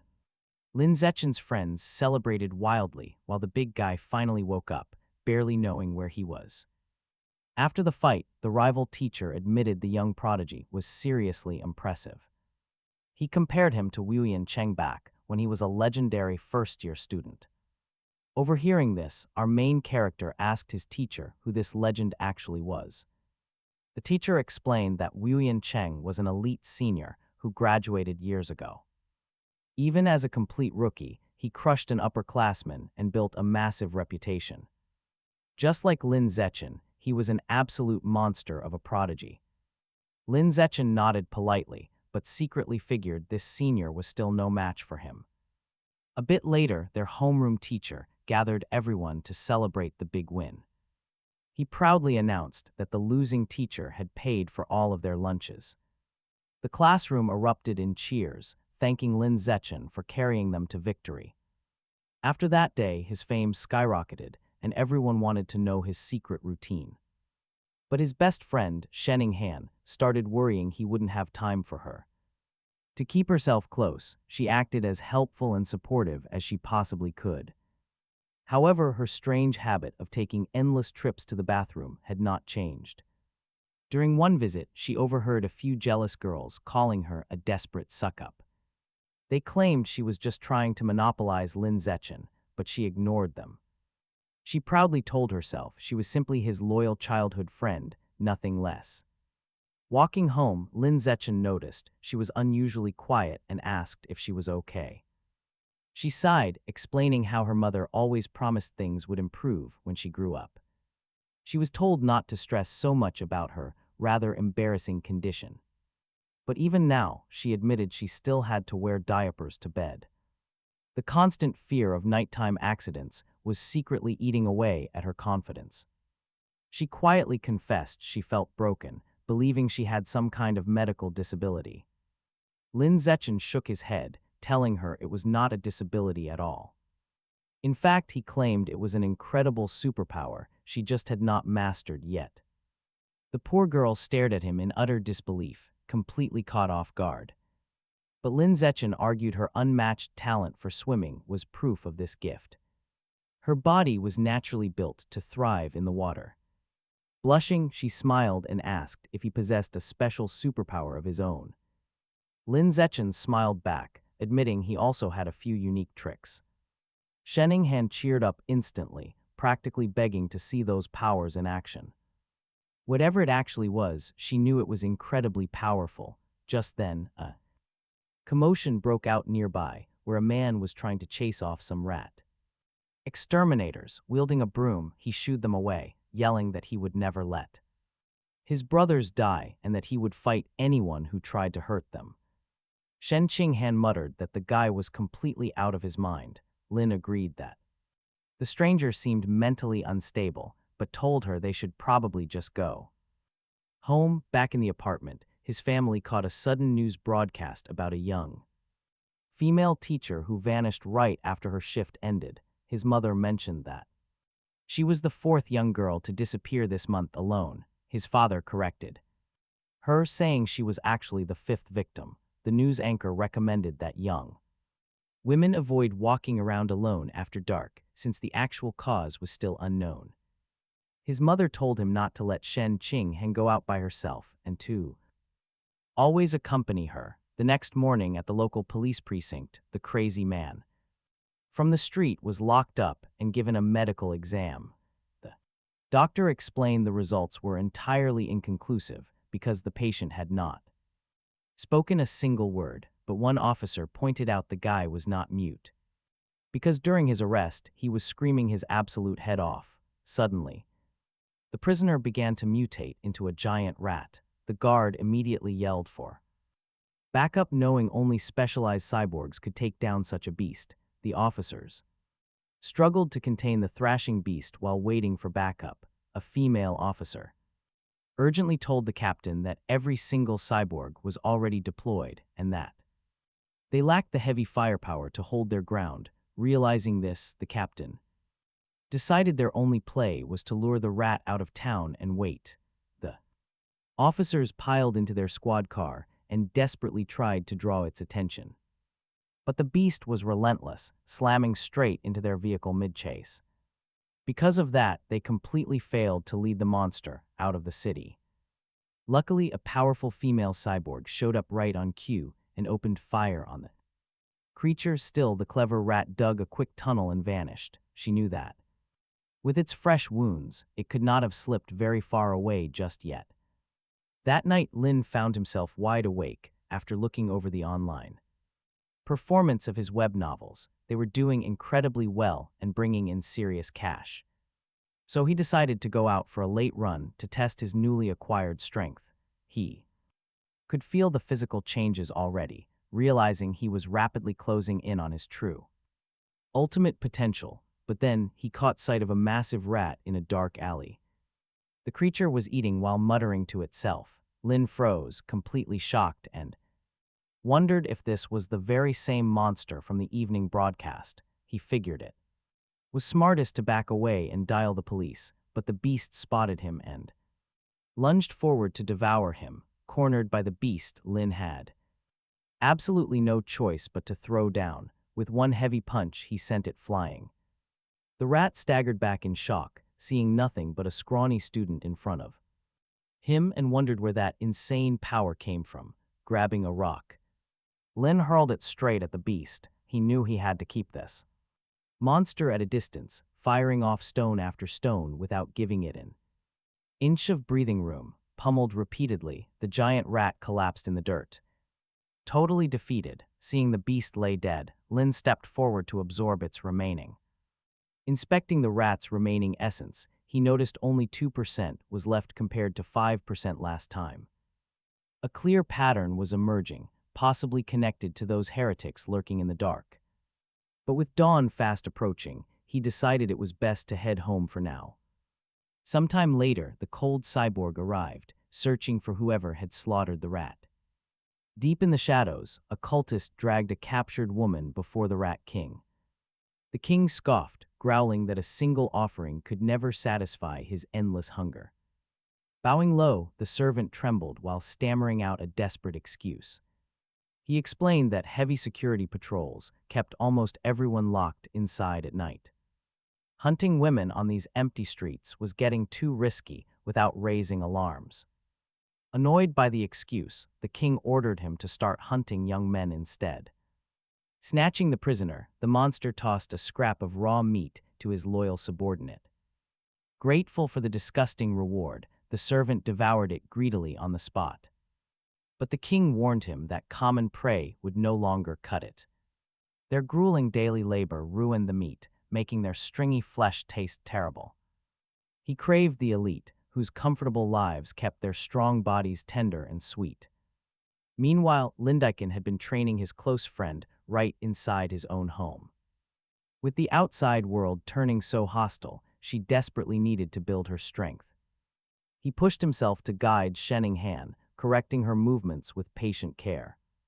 Once the warm-up wrapped up, Lindiken decided it was time to test her strike power. He watched closely, noting that Shenning Han finally had her punch angle aligned. Her raw power was visibly growing, but when she threw a follow-up kick, she stumbled. Lindiken quickly stepped in to adjust her stance and fix her unbalanced posture. Drenched in sweat, Shenning Han suggested that training only 3 sessions a week was not enough, pleading to practice every single day. Lindiken quickly disagreed, warning her that overworking would not improve her stamina and would only leave her completely exhausted. Keeping the current schedule was much better. Just then, Lindiken got a sudden alert on his phone. An urgent breaking news broadcast immediately caught both of their attention. The Mechanicus Group announced free medical care for a fallen genius cyborg. He had been severely disabled after receiving failed youth cybernetic modifications. Furthermore, a prodigy from Jing University had successfully fused her genes with 1,000 web spider, making her the youngest to undergo genetic integration. She was only 18, Usually, only mature adults undergo this dangerous procedure. Any younger, and the sheer cellular strain would likely destroy their bodies. Back in his room, Lindykin brushed the news aside to focus on his own tasks. There was no point in obsessing over other superhumans when he had work. His web novels were thriving, since his unique system made writing completely effortless. When his father discovered his secret project, he offered loud, enthusiastic support. He urged his son to keep typing, believing this talent would make them rich. But Lindykin only had one goal for those earnings: buying heaps of meat. Later at school, their martial arts instructor arranged a series of class duels. Lindykin easily wiped the floor with his classmates, securing first place yet again.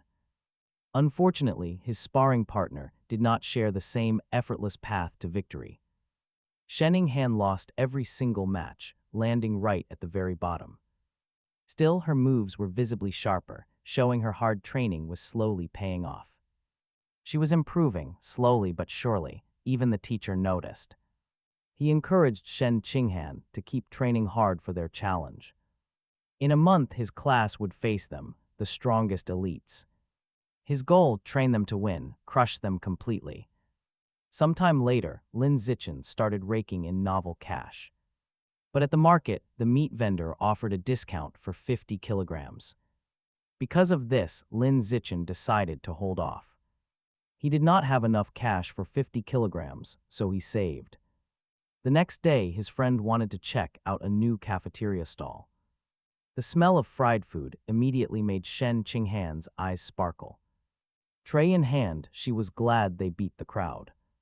The lunch line was packed, with students already fighting over spots. Xinghan watched the chaos and asked if he could help. Lin Zichen simply shrugged, choosing to leave the entire matter to Hiu. But those arrogant line cutters were not intimidated at all. They grouped up, smugly confident that their numbers kept them safe. This shameless behavior deeply annoyed Hiu, though he kept his cool. But Xinghan quickly sensed that Hiu was in trouble. So Lin Zichen decided to step in and save him. He walked up and flatly told the bullies not to cut. One punk sneered back, asking what would happen if he stayed. Lin Zichen calmly showed his phone. He had recorded the whole thing. They backed down immediately, realizing their reputation was on the line. Meanwhile, deep in the wealthy district, a dark meeting took place. The heretic leader confirmed Shang's death in the market riot. He then brought forward a young newcomer to take over. This rookie would take over all of Shang's dark duties. The Rat King was tired of commoners, demanding rich and powerful targets instead. However, the other cult members instantly questioned this risky move. Elites are harder to capture, and their disappearances bring too much heat. The leader grinned, explaining that they had a simpler path. They would target their children, as they were far easier prey. But the leader instructed the newcomer to avoid big targets first. Instead, his first mission was to secure average youth from the middle class. In response, the arrogant newcomer declared he would start hunting. He promised to hunt down the absolute best young talent for their king. Sometime later, Hiu was loudly complaining about the arrogant elite class students. Lin Zichen dryly noted that good grades do not make someone a decent person. At that moment, a shocking news report caught his attention. A fifth child of a wealthy family had vanished, with zero ransom demands. This bizarre case pointed directly to the work of the heretic cult. Either way, the highly anticipated day of the tournament finally arrived. And of course, those arrogant cafeteria line cutters were standing right on the rival team.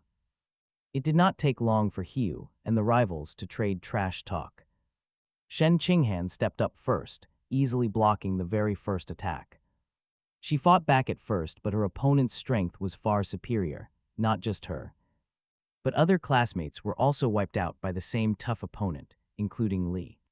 Chukin, finally, a girl from Lin Zichen's class, managed to defeat the rival, taking advantage of the fact that she was already pretty tired. However, another senior student stepped into the ring and in less than 10 minutes defeated 9 Opponents on Lin Zichen's side, besides himself, only Hiu, Wang, Shujie, and Lu Gang remained. Meanwhile, in the rival class, only 5 girls had been beaten, leaving 36 students still standing. The class's teacher noticed the massive gap in strength and was about to completely lose hope. However, he noticed the other team still had 6 girls left and asked if Hiu could handle them.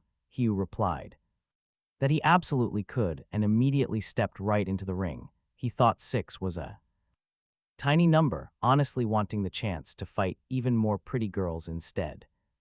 True to his word, he easily beat those girls without much effort. Next, it was time to face the first boy from the rival team. Right away, Hiu stood before one of the line cutters and pointed out that besides being incredibly rude, the guy also had zero sense of danger. But the opponent lunged forward, completely catching Hiu off guard with his speed and heavy strikes. He mocked Hiu, laughing that he gave up way too easily. Hiu struggled, he simply could not match his opponent's sheer power. Before long, Hiu fell. He realized his opponent was incredibly strong. Standing victorious, the arrogant opponent immediately pointed at Lin Zichen, accusing him of meddling in other people's business and being a total coward. Big mistake. Hearing the insult, Lin Zichen calmly stepped up to the ring. He figured this was the absolute perfect chance to stack up his system mission progress. Everyone in the crowd cheered for Lin Zichen, since those line cutters were seen as total trash. This only angered his foe. He attacked instantly. But when the punch came, Lin Zichen casually blocked it and slammed the guy's face straight into the dirt. Utter humiliation. His stunned friends muttered that he was actually one of their class's top 5 fighters, yet he got crushed like he was absolutely nothing. Lin Zichen's teacher smirked, realizing his student had actually been hiding his real strength without even attacking directly. Hearing this, his classmates were utterly amazed. Lin Zichen then asked who wanted to go next, but everyone was too terrified to challenge him after that brutal display. Still, the match had to go on. Within 30 minutes, Lin Zichen had systematically beaten all 29 remaining students from the rival class, but checking his system screen, he saw his quest progress was still moving way too slowly, always acting as the final backup.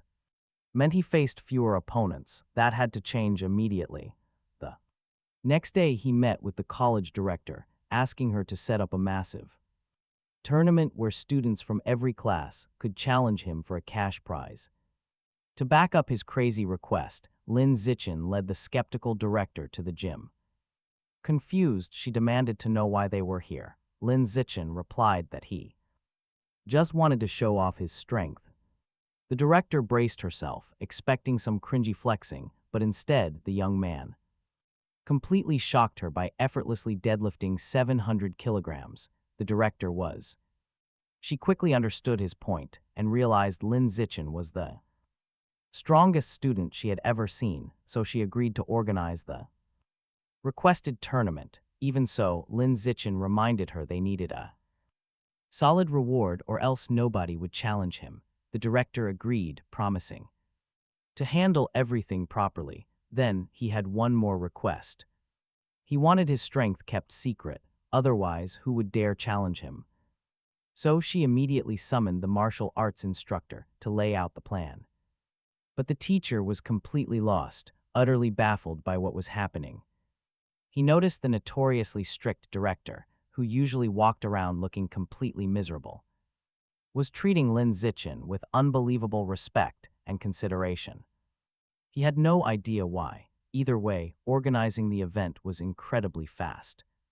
Since Lin Zichen was still unknown, she introduced him to the entire school and explained the rules. Naturally, a lot of the students thought the whole thing was a joke, viewing Lin Zichen as some arrogant rookie. Their doubts did not stop him. He stepped up and announced that starting tomorrow, he would be waiting in the gym for 2 hours daily, open to all challengers. Anyone was welcome. Meanwhile, deep in the heart of the city, a strange young man was approached by 2 gorgeous girls offering to grab a drink, but he immediately turned them down.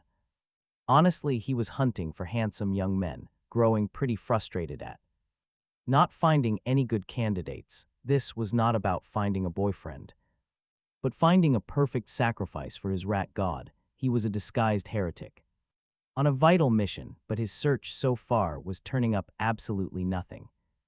With his deadline looming, anxiety kicked in. Then, out of nowhere, he spotted Lin Zichen jogging right past him. The heretic smiled. This kid was the absolute perfect target. His search was finally over. Now all that was left to do was quietly corner and capture him. He tailed Lin Zichen into a quiet, dead-end alley. Nobody was around. This was going to be easy. Shifting into his monstrous rat form, he lunged to attack, only to get absolutely smacked in the head by a heavy flying brick. Dazed and disoriented, the beast stumbles. Lin Zichen's size, of all days. A giant rat had to ruin his nightly jog. He was not having it. Completely stunned by the blow, the monstrous rat wonders how his luck turned so bad. Lin Zichen notices the creature is not even fighting back. Wait, did he seriously drop a monster with a single brick? Seems so. Not wanting to waste precious training time, he decides to quickly absorb its energy.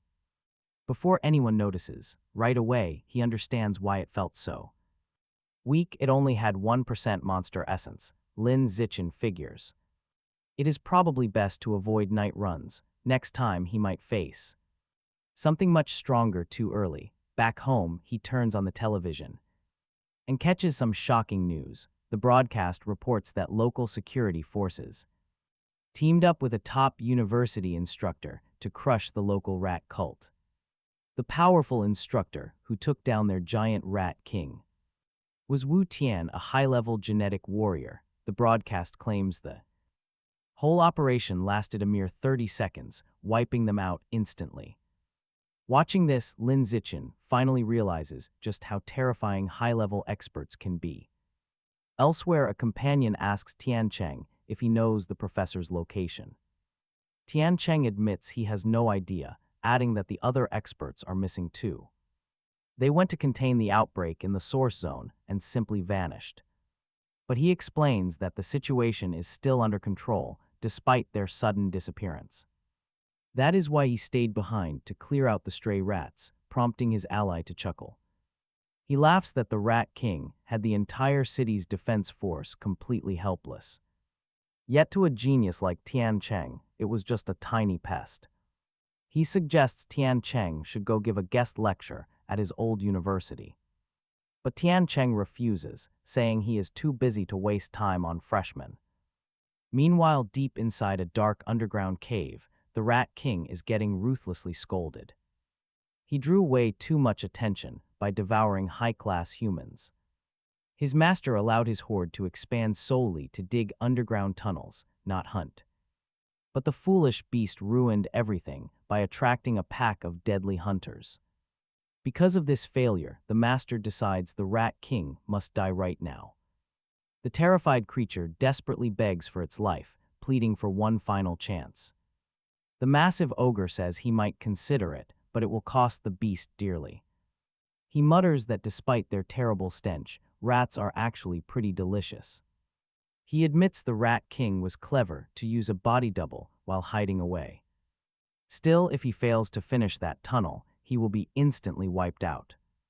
Back on campus, Lin Zichen walks through the halls and notices something annoying. Rumors are spreading that he is incredibly arrogant, but he has bigger concerns. He is focused on the fugitive heretics, who all carry massive bounties on their heads. However, Lin Zichen cannot risk drawing unwanted attention, so he tables the idea. Heading to the gym as planned, he is surprised by the massive crowd gathered inside. Shen Qinghan suddenly announces there will be awesome participation prizes on the line. They are giving away cool gaming consoles and smartphones alongside the grand cash prize. Hearing this, a bunch of guys get incredibly hyped to jump in. They want those sweet rewards, but mostly a chance to impress Shen Qinghan. To everyone's surprise, the very first challenger is a girl. Soon, more join her. They all step up, hoping for any excuse to get close to Lin Zichen. Just managing to touch his clothes would make their entire day. But our protagonist finds this incredibly weird and hates the idea of fighting girls. Yet to advance his current mission, he makes an exception and gets to work. A few light taps, they all go down, but they still want more. Lin Zichen firmly states that he will not rematch anyone he already beat. The girls pout, deeply disappointed they cannot spend more time in the ring with him. Suddenly, a few local bullies step up, completely fueled by pure jealousy. They try to humiliate Lin Zichen. Big mistake, he effortlessly shuts them down. He sweeps the ring clean and casually asks who is bold enough to step up next. Then a boy steps forward. The crowd immediately recognizes Yan Xiaoyuan. He is known as the supreme ruler of the second-year elite class. A year ago, he single-handedly crushed an entire class to make his name. Now he wants to prove his dominance by taking down Lin Zichen himself. He smiles, declaring that there is always a bigger fish in the sea. He talks too much. Lin Zichen is already done listening. Too slow, he decides to end this match with one clean hit. He sends him flying, completely done with hearing all of his annoying nonsense. Seeing their top student crushed so easily leaves the crowd in shock. But for others, this is the perfect chance to test their own limits. That starts with the university's #1 ranked martial arts genius. Chen Wuxing steps up, acknowledging that his opponent is actually pretty strong. Yet before he can even start his grand speech, Lin Zichen cuts him off. He asks the referee if they can just start the fight already. The signal drops. Annoyed at being ignored, Chen Wuxing lunges forward. Zero damage, Lin Zichen withstands the impact, but his opponent crumbles instantly. Total shock, seeing the school's strongest fighter crumble, leaves the crowd speechless. No pause, Lin Zichen immediately points out his next target right away. The next challenger steps in, only hoping for a participation prize. He knows he cannot win, but even holding back, Lin Zichen dominates. A single effortless tap finishes the fight, and other boys take notice.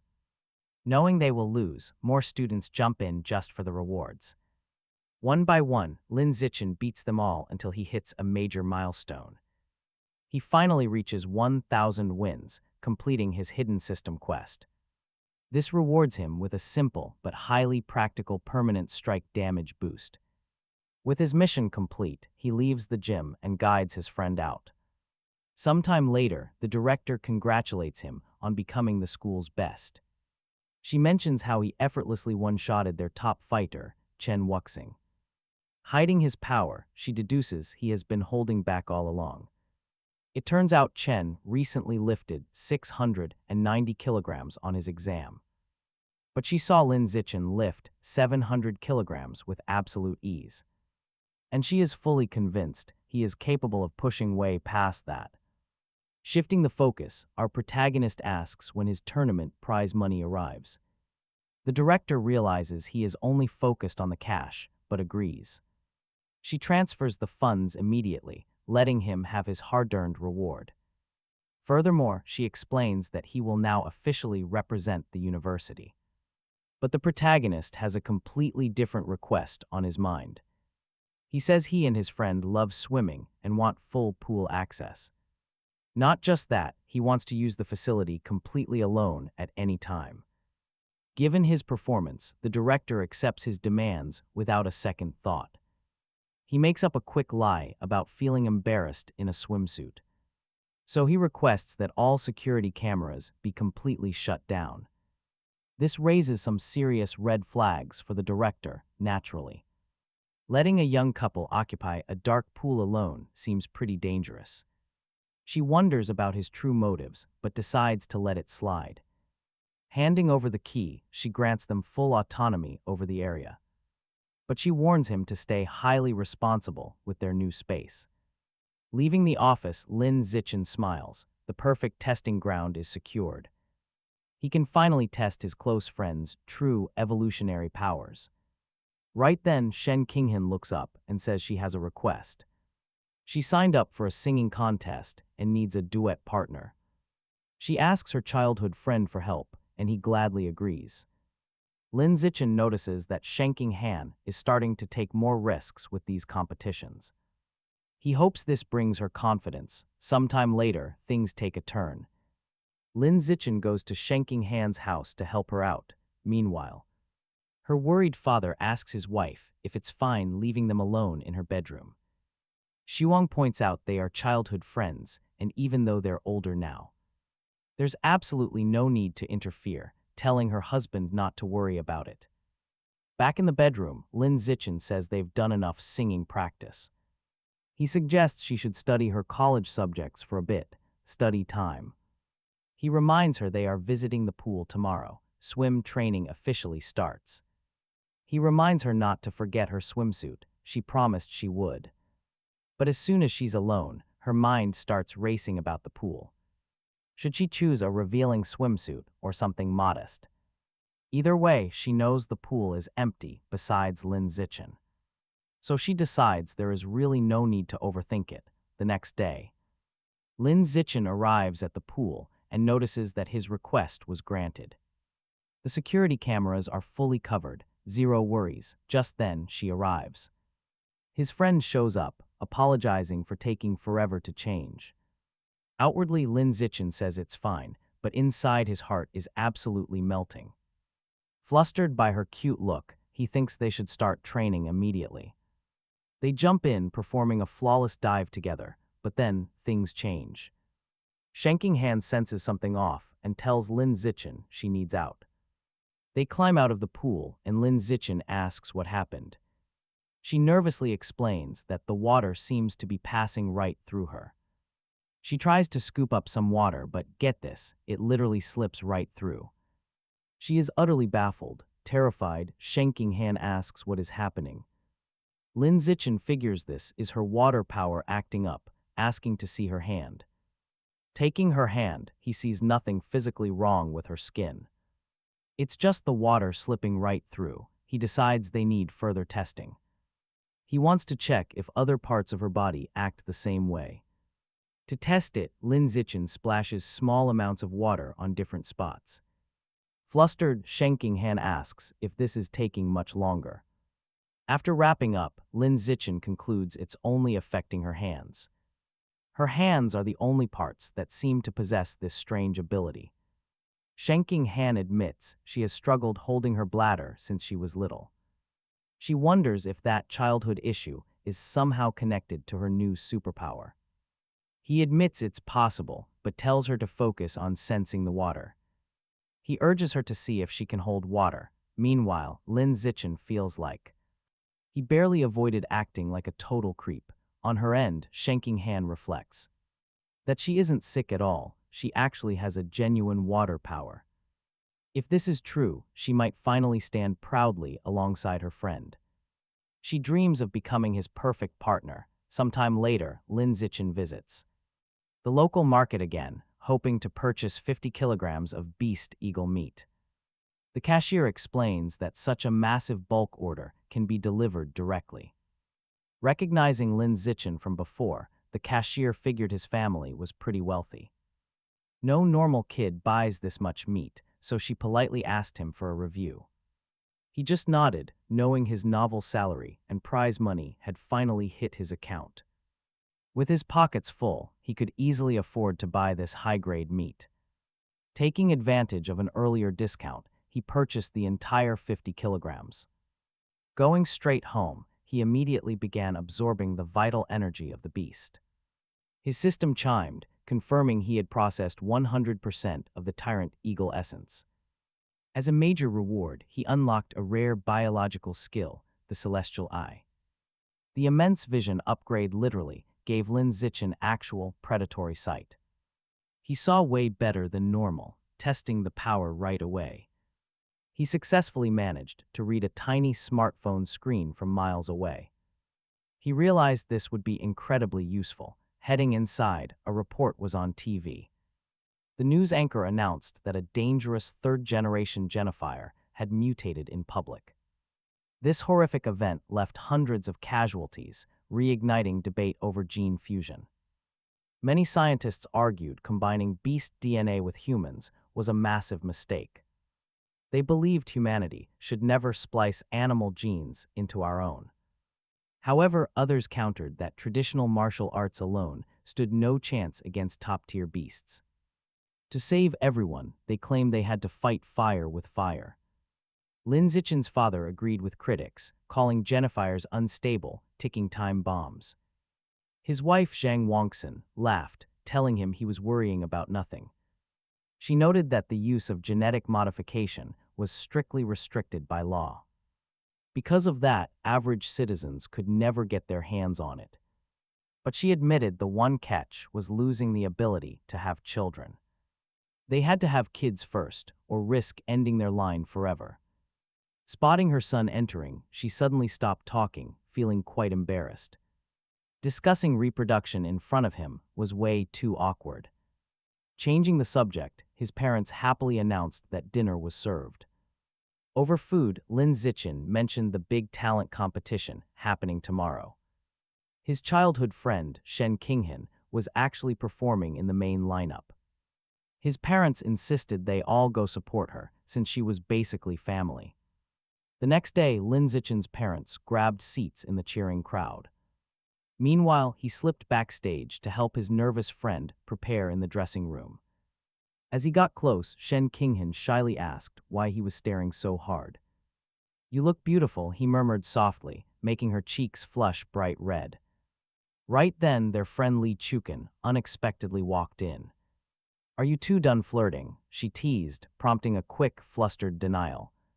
She laughed, pointing out they acted just like a married couple anyway.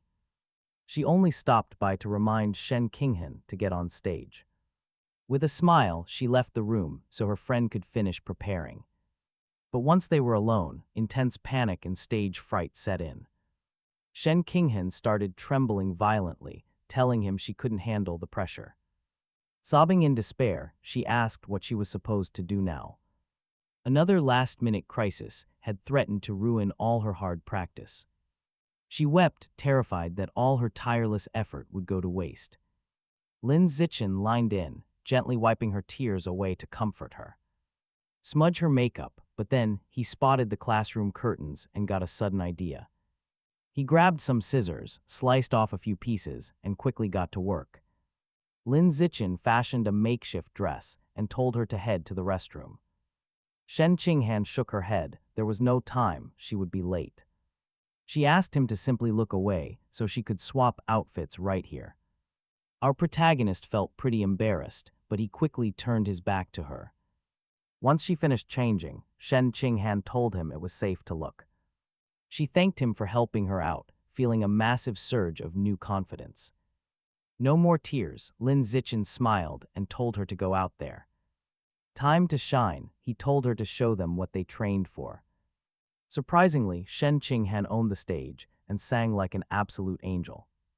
That killer performance easily won her the trophy, making Lin Zichen proud. But the celebration did not last long before a teacher demanded, who ruined the curtains. By the next morning, Lin Zichen got hit with classroom cleaning duty as punishment. But mid-sweep, his system chimed with a massive notification of completed daily tasks. 1,000 tasks. Reaching that goal unlocked the socializing monster attribute. Talk about socializing, his close friend became an absolute campus celebrity overnight. Winning did wonders for Shen Qinghan, boosting her confidence and friend group. She bounced back completely, dominating every single music competition she entered next. Captain Lin, our protagonist, took over leading the university martial arts team. Under his lead, they crushed the tournament, bringing home several massive victories. This success landed him a sweet sponsor deal with his friend Hugh's family dojo. Absolutely loaded, between his writing royalties and this ad money, he was rich. It was the perfect time to buy some rare ingredients and unlock a skill. Heading to the market, he bought the meat of a legendary beast, the hidden dragon. Achieving 100% assimilation instantly, he absorbed the beast's prime trait. Ghost mode active, he now possessed camouflage that made him virtually undetectable. He realized this stealth perk was perfect for both offense and defense. But wait, on his quiet walk back home, he he stumbled into a pretty chaotic scene. He spotted a woman getting arrested and immediately after bumped into a familiar face. Metal legs, it was his senior Jang Kai, but his legs were mechanical. Kai explained that after a rough college rejection, he got into a terrible accident. His legs had to be amputated, but a shady high-tech organization gave him a second chance. He joined Deus Mecha Group's cybernetic program and got these powerful modifications. Kai then whispered that the arrested lady was actually a dangerous heretic agent. The final target, she was the last female member left of their elite group of 9. Kai said his brief goodbyes and hurried off, leaving Lin Zichen deep in thought. He noted that this Deus Mecha group was getting real results against the mutant threat. Clearly, they were not an organization he could afford to overlook from now on. Just then, his mother called, reminding him to bring home the birthday cake. Lin Zichen and Shen Qing hand-shared practically the same birthday, born just a day apart. Naturally, their families threw one massive joint party to celebrate the big occasion. This year was extra special because they were finally turning 18 years old. After blowing out the candles, they happily began exchanging their carefully wrapped gifts. Earthquake, a violent tremor, suddenly shook the entire house. Something abnormal was happening. Beneath the surface, the rats kept digging. They carved out their tunnels. Soon, news of the city earthquake spread everywhere. The tremor didn't cause major damage, but Lin Zichen knew better.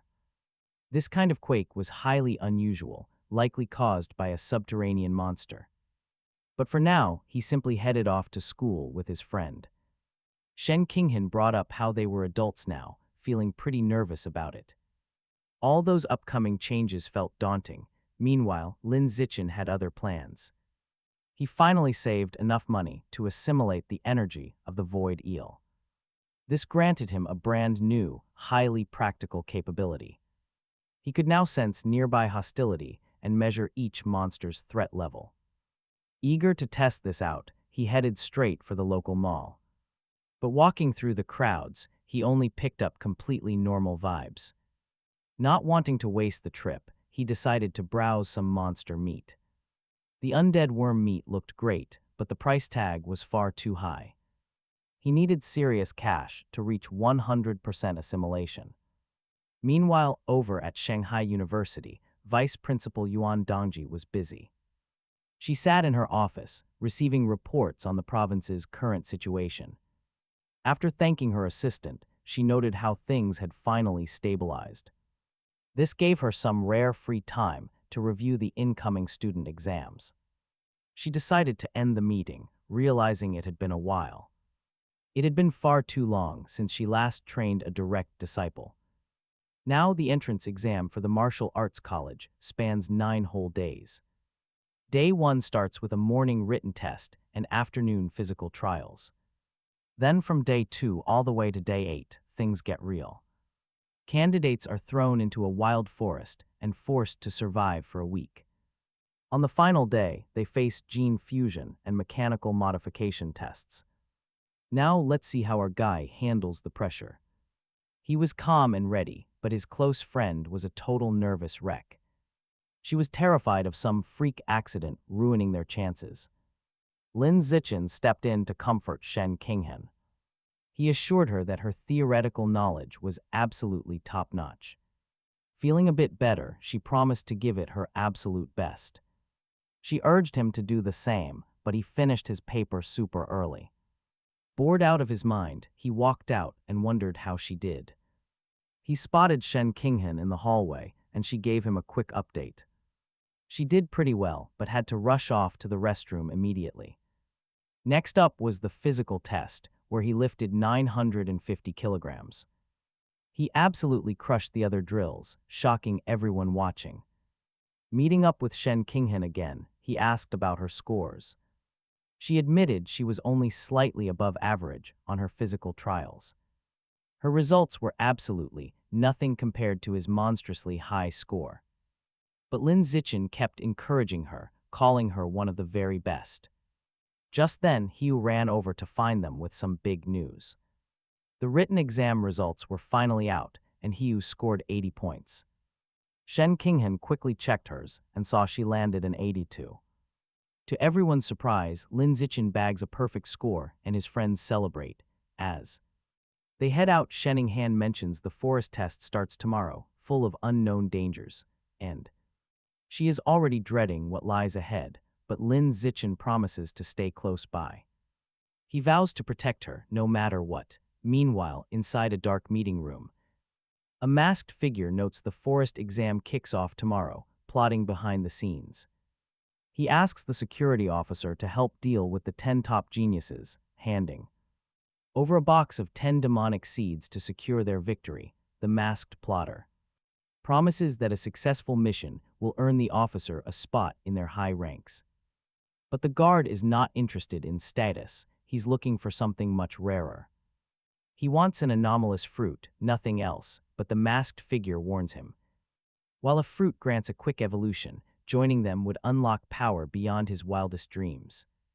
After all, partnering with a massive syndicate beats trying to grow strong all alone. Becoming a real member is his best shot. Fast forward to the next day. Lin Zichen and Shenninghan take a bus to the dense forest testing grounds. Shenninghan dozes off, sleeping almost the entire ride until they finally arrive. The instructors immediately start laying down the rules. Point plates are scattered everywhere. Hidden across the entire zone, any student can quit and leave whenever they want. That means instant disqualification. Beware, mutant beasts roam these deep woods. They are highly dangerous targets, meant only for the absolute strongest candidates. Average students should avoid them entirely. This whole exam is being monitored. And out of 100,000 hopefuls, only half will make the cut. One student tries to pay for an alliance, but the instructor steps in. She warns that official teaming up is strictly banned, but adds a twist. There is absolutely nothing stopping them from robbing each other or lending a hand. Once the briefing wraps up, a bunch of girls flock to Lin Zichen. They all try to team up, he ignores them. Just then, a male student approaches and asks to buy some food from him. Our hero says he does not need money, freely sharing his rations instead. The guy introduces himself as Hong Jumping, insisting he cannot accept freebies. To repay the favor, he offers to join forces with Lin Zichen. Rejected, Lin Zichen simply has absolutely zero interest in teaming up.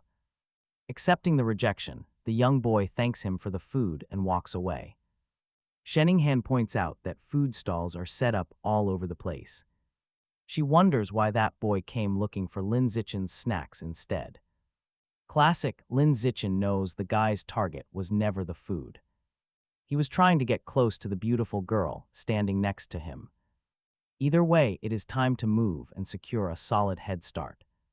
To help Shenninghan warm up, Lin Zichen decides to avoid the deep woods first.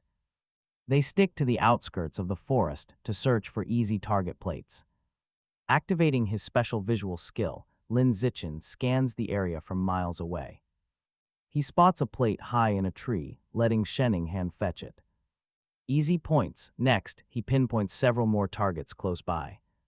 Moving swiftly, they gather every single plate, but right in the middle of this, Hong Jumping suddenly pops up again, acting like it is total coincidence.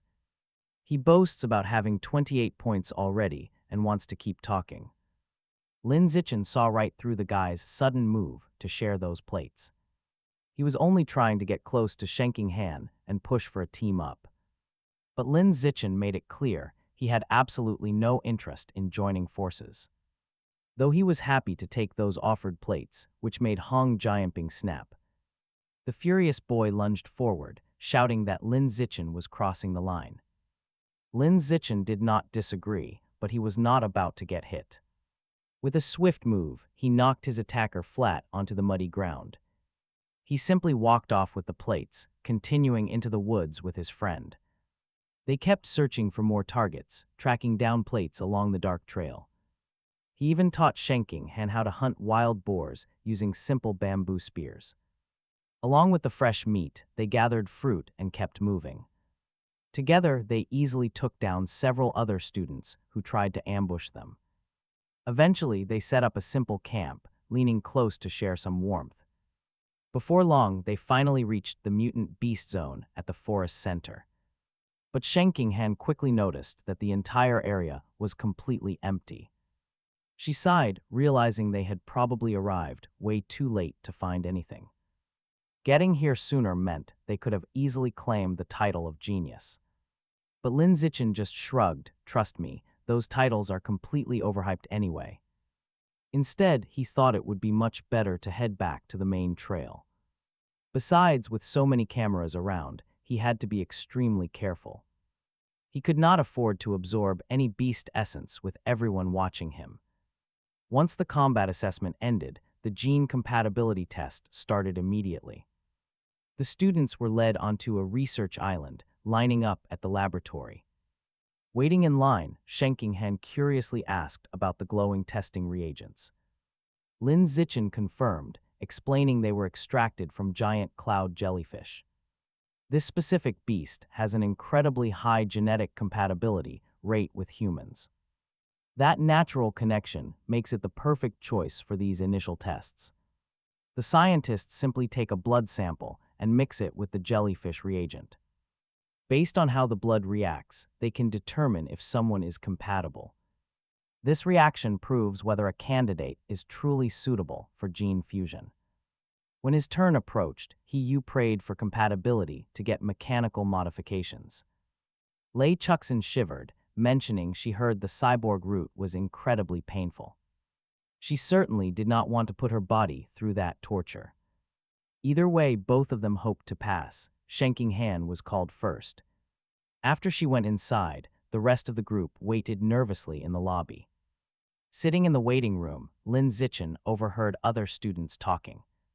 Some were celebrating high scores, while others cried over their terrible compatibility. He recalled that the top genius from Jingdu University scored 16%. Honestly, he was confident he could easily score way higher than that. His friend Shankingham, however, was shaking with anxiety over her own score. Though he tried to calm her, a poor score meant separate futures. They would be split up. Just then, Lei Chuxin received her results. She got 10%, while he got 11. Lin Zichen looked up. Their scores were ready, but Shankingham was too terrified to even look. Already fearing the absolute worst, Lin Zichen checked his first, seeing 15%. Compatibility, his friend is thrilled, celebrating that with a score like that he probably got the highest provincial score, but Lin Zichen thinks this result is way too low. Raw strength alone is not the sole factor. Deciding to test his theory, he urges his friend to check hers.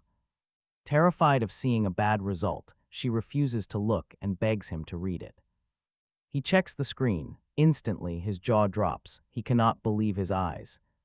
Shankingham scored 21%, that is higher than him. Later, at headquarters, the vice director is busy reviewing results. Lin Zichen's performance stands out immediately. It is truly an exceptional score.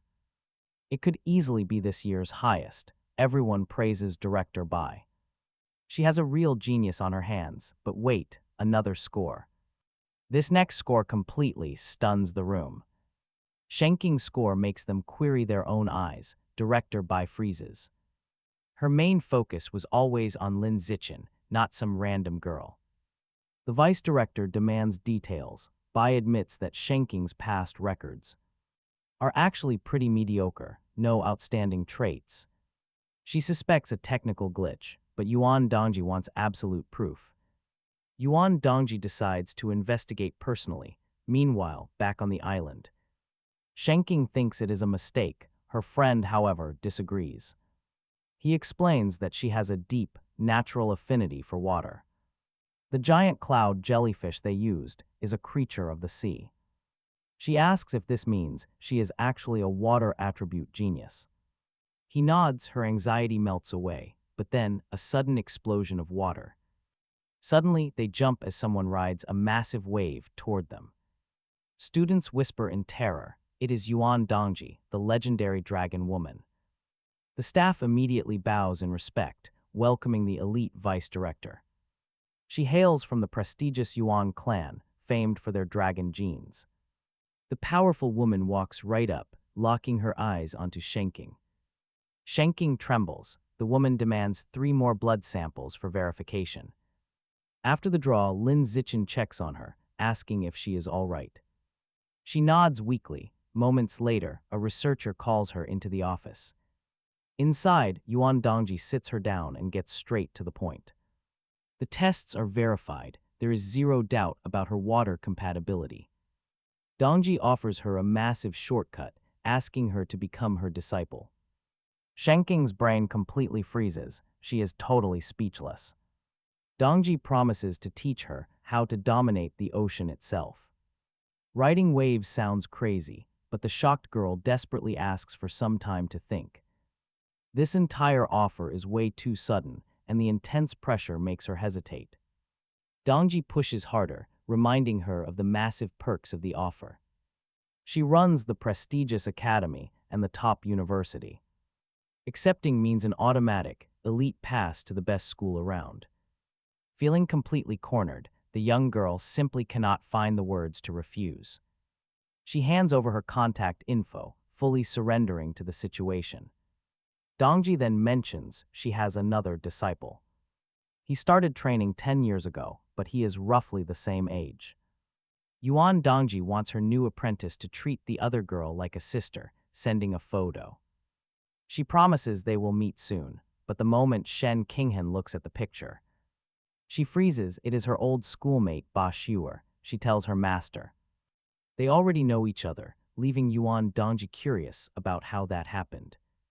Shen Qinghan explains they were classmates years ago, but the quiet girl did not stay long before transferring out. Still, the vice director finds the story a bit hard to believe. Either way, she needs to run a deep physical exam, checking if there is anything special about her body. After the thorough analysis, Yuan Dongji shrugs. The girl seems almost too normal. Even so, she decides to keep Shen Qinghan's raw results a secret.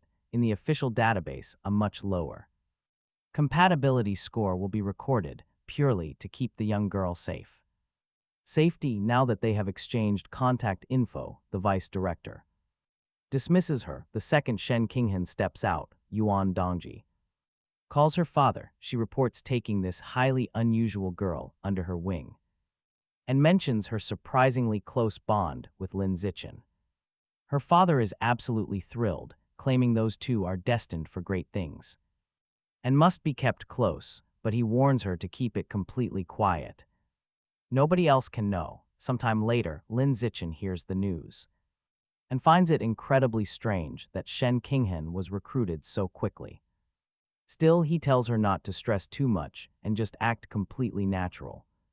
He promises that no matter what, he will be right there protecting her. Soon, they meet up with their mothers, who have been waiting eagerly. The families head out to a local restaurant to celebrate the huge success. Over dinner, they share a proud toast before heading back home. That night, Lin Zichen's mother answers a sudden knock at the door. She smiles, asking if Shen Qinghan is staying over yet again. Blushing, Shen Qinghan explains she is not here for a sleepover, but needs to discuss something crucial that had to be said in person. Amused by her shyness, the mother lets her slip inside. Once inside, Shen Qinghan goes straight to Lin Zichen's room. It's about her master, Yuan Dongji. She whispers that during the exam, the vice director checked her body but found absolutely nothing out of the ordinary. More importantly, she completely missed that Shen Qinghan's body repels water. Lin Zichen finds this bizarre. A water master like Yuan Dongji should have easily detected such an obvious, powerful affinity right away. He realizes his friend's body holds deep secrets, but tells her to keep quiet for now. Growing stronger is great, but keeping secrets between themselves is much safer. Shen Qinghan then brings up another discovery. Her master has another disciple. She pulls up a photo, insisting it must be Ba Xuer, their old classmate who transferred. Lin Zichen spots the resemblance, but something about her looks off. The girl's aura in the photo is totally, chillingly different. He asks If she knows where it was taken, Shen Qinghan does not. But shoots her master a quick text. The reply comes instantly, revealing.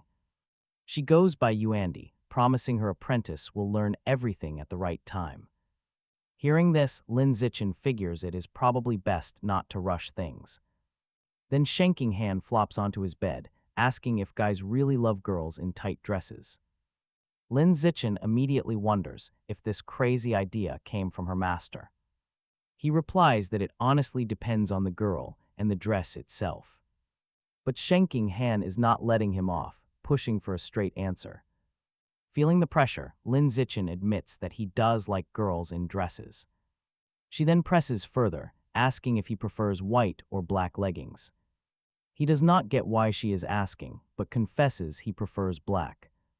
Just like that, Shanking Han seems to have gotten the exact answers she wanted. Just then Lin Zichen's mother, Jiang Wang, knocks on the bedroom door. She hands over a bag that Shanking Han's mother had dropped off earlier. Completely flushed, she stammers that she had no plans of staying the night.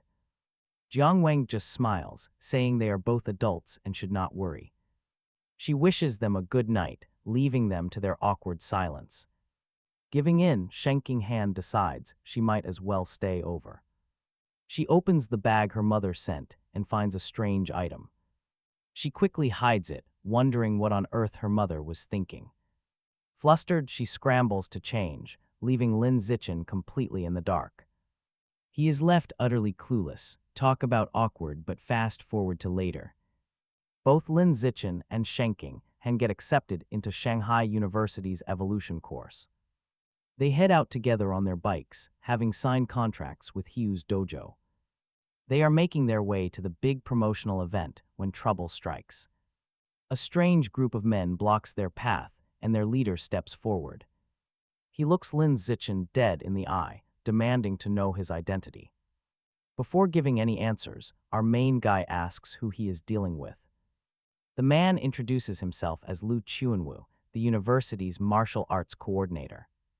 He claims to represent a faction called the Celestial Man Pavilion. They are a traditional group that fiercely opposes any genetic modifications. While famous online, plenty of critics call them nothing but cheap charlatans.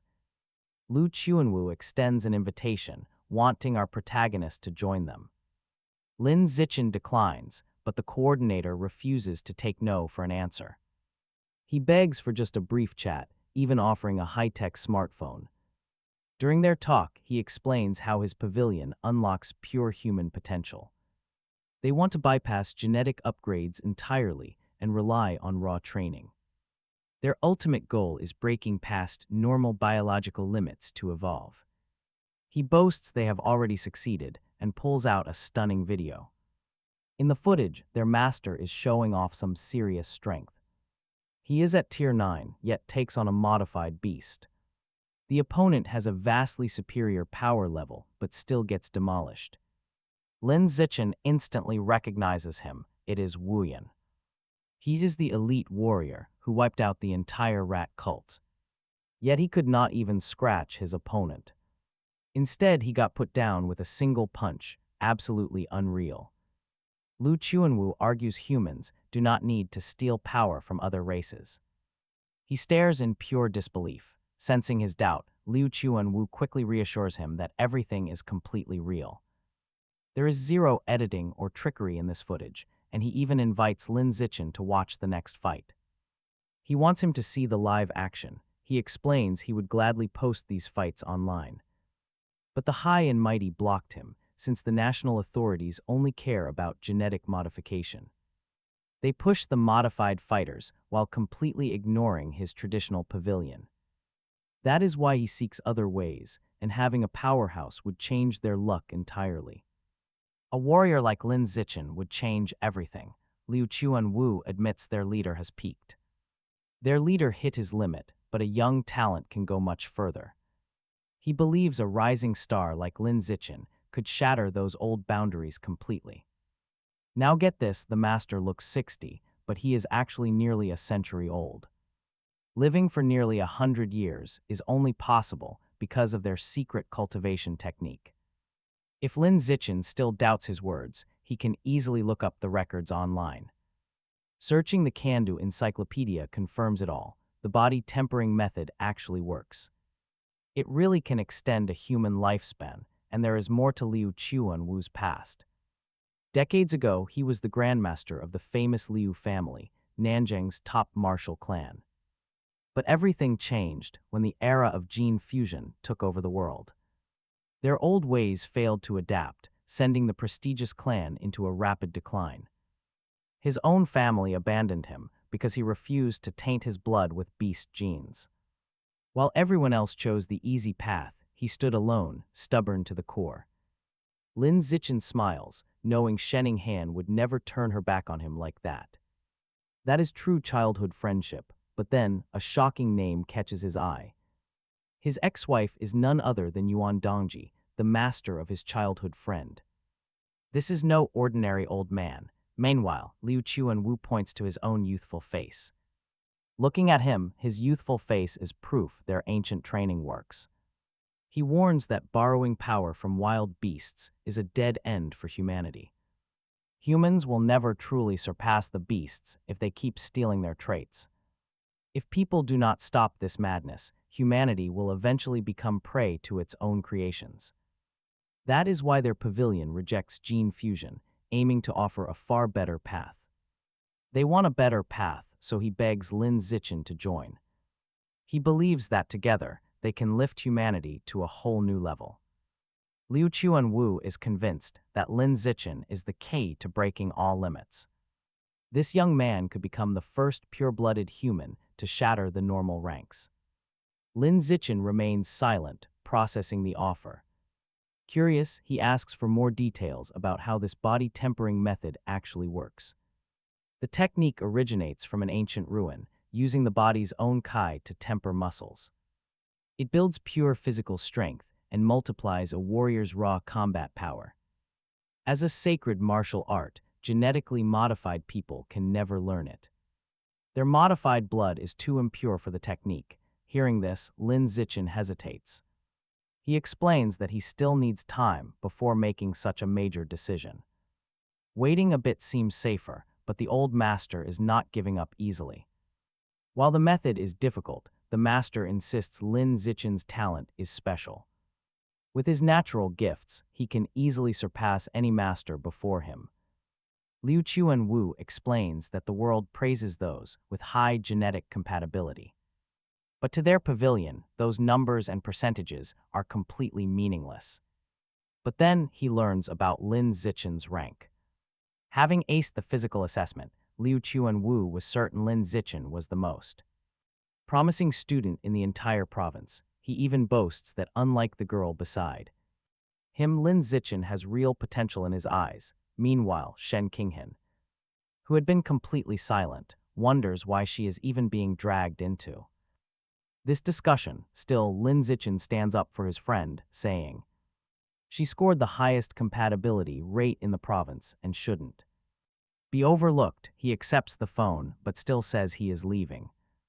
Desperate, Liu Chuanwu begs for a 6-month trial instead, guaranteeing that after this short period, the boy will see real results. He adds that during this time, his pavilion will triple any benefits the evolution course currently offers. That does it. Lin Zichin is officially hooked. He finally agrees to the trial run. Liu Chuanwu is absolutely thrilled to have won him over, though he knows he will have to spend a fortune now. Moving on, Lin Zichin asks if he has ever heard of a place called Yuandi. The pavilion master is taken aback, but replies that Yuandi is rumored to be the legendary place where life itself originated. He says every single mutant beast came from there. Lin Zichin realizes that Yuandi means the origin land, and is stunned to find that humans actually know how to get inside. Liu Chuanwu also explains that the beast meat sold in the market comes directly from there, otherwise there would never be enough to go around.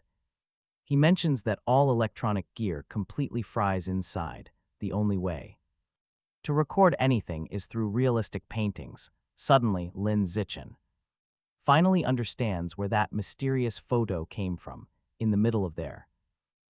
His phone suddenly rings. It's the event coordinator calling. Demanding to know when they will show up, Lin Zichen tells them they are already on their way. He needs to go, promising to finish their chat later.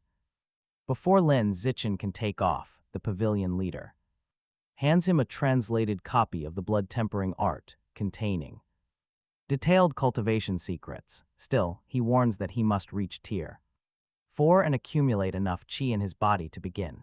Liu Chuanwu knows the boy is close, suggesting he spend his summer break studying the book. Lin Zichen secretly smiles. After all, he is already at tier 6. This technique is going to be incredibly easy for him, sometime.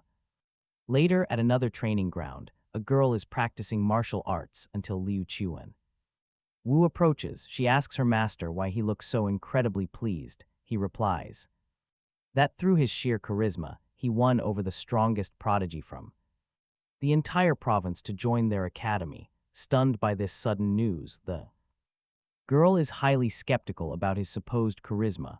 That is when Liu Chuan-Wu confesses that he promised to triple whatever the evolution course originally offered, driving his student absolutely mad. Liu Chuan-Wu quickly defends himself, explaining that he set up a meeting with 3 wealthy patronesses, and their funding is totally secured, quickly pivoting to a new subject. He asks his disciple how long it took her to sense her own qi.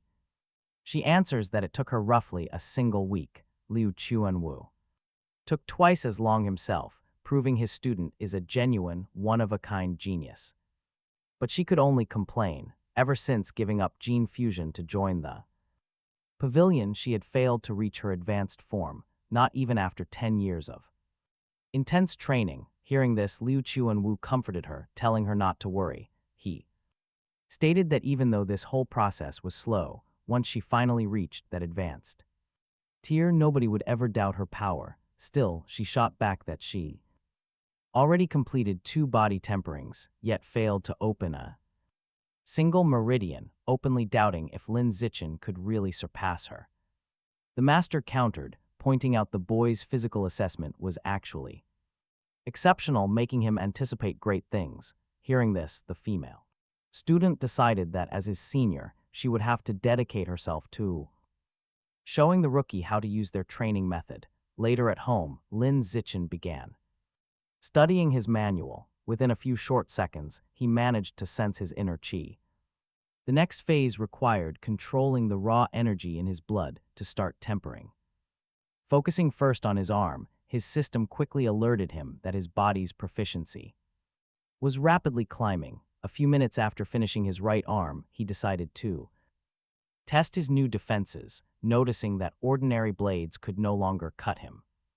And realizing this was exactly what protected Liu Chuan-Wu from the mutant attacks. Naturally, he figured he could get the same result by tempering his entire body. After several hours, he had only finished both arms and calculated that it would take a full week to temper everything.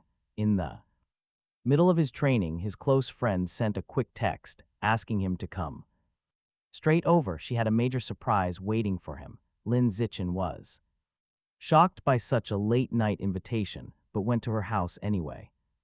Once there, her mother's Shu let him inside, saying her daughter was in her room. Entering his friend's space, Lin Zichen found it strange to see her completely covered by a sheet, claiming she had prepared a surprise but was too embarrassed to show it. Naturally, he wondered what kind of surprise this could be. Still, he trusted Shen Qinghan completely, knowing she would never do anything inappropriate. Even so, she softly asked him to pull back the sheet and look.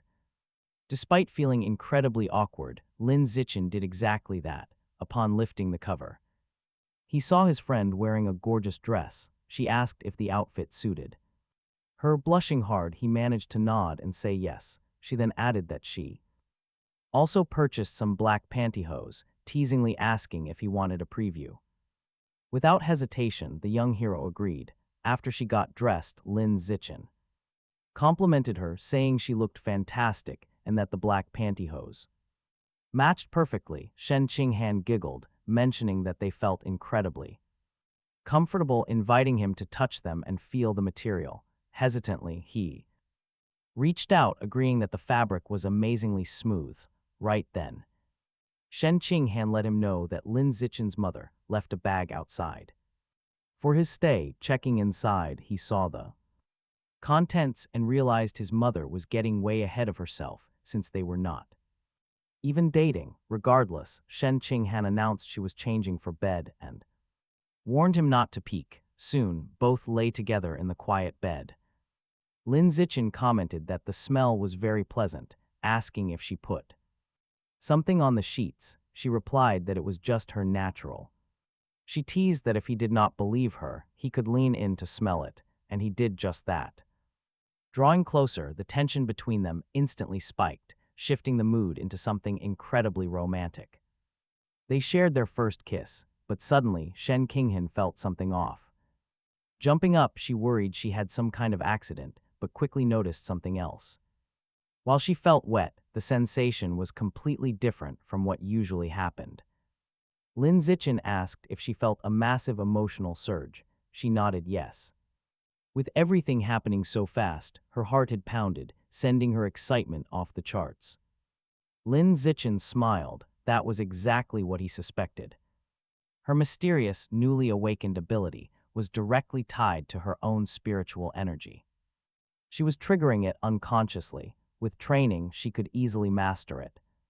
This would let her control this power at will. For now, though, he thought, it was best to get some sleep and figure out the rest tomorrow morning. The next morning, Shen Qinghan's mother cooked up a massive breakfast and invited Lin Zichen to eat. He accepted, but noted his friend had not woken up yet. Hearing this, Shen Qinghan's father grumbled that his daughter needed to be far more disciplined, but Lin Zichen immediately defended her, pointing out she scored the highest compatibility rate in the entire province. So she definitely earned the right to sleep in during her break. After finishing breakfast, he thanked his hosts. Once he left, Xu Meng mentioned to her husband that she woke up last night and noticed both of the kids were awake together. She playfully asks if their daughter is finally growing up. Her husband agrees, and right after, Xu Meng calls Lin Zichen's mom to share the juicy gossip. Meanwhile, Lin Zichen gets home and decides to wash the clothes he wore last night. Just as he is getting ready to leave, his mother corners him with a huge smile, congratulating him on a job well done, leaving him completely baffled. Far from there, a group of people confronts the pavilion. Leader Liu Chuanwu, demanding answers about his recruitment of Lin Zichen. Liu Chuanwu plays dumb, but the person running the evolution department points an angry finger, claiming Lin Zichen was on the verge of joining them, until Liu Chuanwu used underhanded, dirty tricks to snatch him away with lies. Annoyed, Liu Chuanwu snaps back that the evolution course is not the only one. Scouting for fresh talent, he stands by his actions, claiming he has done nothing wrong. As their heated argument drags on, Liu Chuanwu firmly defends himself, stating his offer was fair and the final choice rests entirely with the boy. His opponent, however, snaps that Liu Chuanwu has no right to speak of fairness and challenges him to a direct duel. The leader immediately declines, saying he would be insane to accept since their power levels are miles apart. Furious, his rival claims there is no escaping genetic evolution before storming out. Still, he refuses to give up on crushing the pavilion. Honestly, it is only a matter of time before things explode. Next, he brings his complaints to the vice principal, but she reassures him that it will not be long before Lin Zichen forgets about the pavilion and accepts gene fusion. Principal Ma Zhenhe, however, insists that is not the point. To him, Liu Chunwu broke the rules and must face punishment. The vice principal then suggests the perfect revenge would be for Ma Zhenhe to personally step in. He wants to recruit the runner-up, stealing her away from Liu Chunwu. Completely convinced, Ma Zhenhe goes along with it, watching the scene unfold. The vice principal, Yuan Dongji, knows her ally is usually pretty stable. But the moment he faces his rival, he completely loses his mind. She notes that even after all these years, Liu Chunwu hasn't changed. He still has that sharp tongue. Yuan Dongji wonders if he could have been stronger. Maybe he could have even become principal instead of Ma Zhenhai. But by rejecting genetic mutation, he chose to stay weak. Meanwhile, Lin Zichen is out. He is jogging alongside Shen Qinghan, but her stamina is starting to fail. Seeing this, Lin Zichen hands her some water to hydrate. They have run far enough, and he offers to help her stretch. Shen Qinghan lies down on a park bench as Lin Zichen walks over. He gently massages her leg muscles, and she softly thanks him. But Lin Zichen says they are way too close for formal thank yous. Hearing this, Shen Qinghan asks if he is saying they are officially dating. He simply smiles and says they are just like family. That was definitely not what Shen Qinghan wanted to hear, so she pushes further. She asks to be his fiancée, and Lin Zichen surprisingly agrees to it. She locks him into a pinky promise to marry her after graduation. He agrees, knowing full well he can never break a promise to her. Later on, Lin Zichen is back home when the doorbell suddenly rings. His father answers and is shocked to find Principal Ma Zhenhai standing there. The principal apologizes for the late visit, but insists it is urgent. He needs to speak with Lin Zichen about an incredibly critical issue. His father points out that Lin Zichen has already made his final choice. He does not understand why the principal is being so incredibly stubborn. Ma Zhenhai hands over a fresh fish as a polite gift for the parents. After stepping inside, they gather in the living room to talk things out. The principal tells Lin Zichen his future lies in beast gene fusion. He insists there is absolutely no reason for him to look for other methods. He claims the celestial human pavilion has good intentions, but their theory is hollow. After all, they have never actually produced any real, concrete results. He refuses to let a talent like Lin Zichen waste away on useless paths. He strongly urges him to focus entirely on advanced genetic modification instead. Hearing this, Lin Zichen's mother gets pretty confused by all of it. She believed her son was going to the evolution school.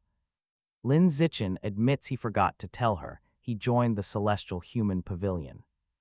Because of that, he changed his path to pureblood training instead. His mother is deeply frightened, but Lin Zichen quickly reassures her. He felt real sincerity from the pavilion leader during their talk. Plus, they offered him triple the benefits of the evolution school. If he sees no progress in 6 months, he will simply leave them behind. Ma Zhenhai had no idea his rival made such a massive proposal. He flares up in pure rage, finding the offer incredibly hard to match. He argues that triple the benefits might sound great, but it means absolutely nothing long-term. Compared to the massive advantages a genetically modified human possesses, Lin Zichen politely thanks the director for the warning, but insists he wants to explore the celestial pavilion during these 6 months before deciding his final path. Seeing the boy's absolute determination, the director realizes it is completely useless. To argue further, with nothing left to say, he turns and walks away. The very next morning, Lin Zichen scrolls through the local daily news. He spots a dramatic article claiming the celestial pavilion brainwashed the regions. Second place prodigy into abandoning the entire genetic modification route. He knows this refers directly to him. This is incredibly bad. The writer also mentions a past genius champion who completely ruined his career. After joining the pavilion, now he is a prime target for their enemies. Worse yet, someone leaked his private data, practically begging heretics to hunt him. It is highly likely director Ma was the petty snake who leaked everything. Hoping to fix this nightmare, Lin Zichen immediately files an official complaint. 2 hours later, the online post completely vanishes, simple as that. Once something gets uploaded, it stays forever. The nightmare was just beginning. The pavilion's rivals are relentless and have leaked even more details. Suddenly he is cornered, then heavy night falls. Shen Qinghan slips into Lin Zichen's room, visibly upset about the situation.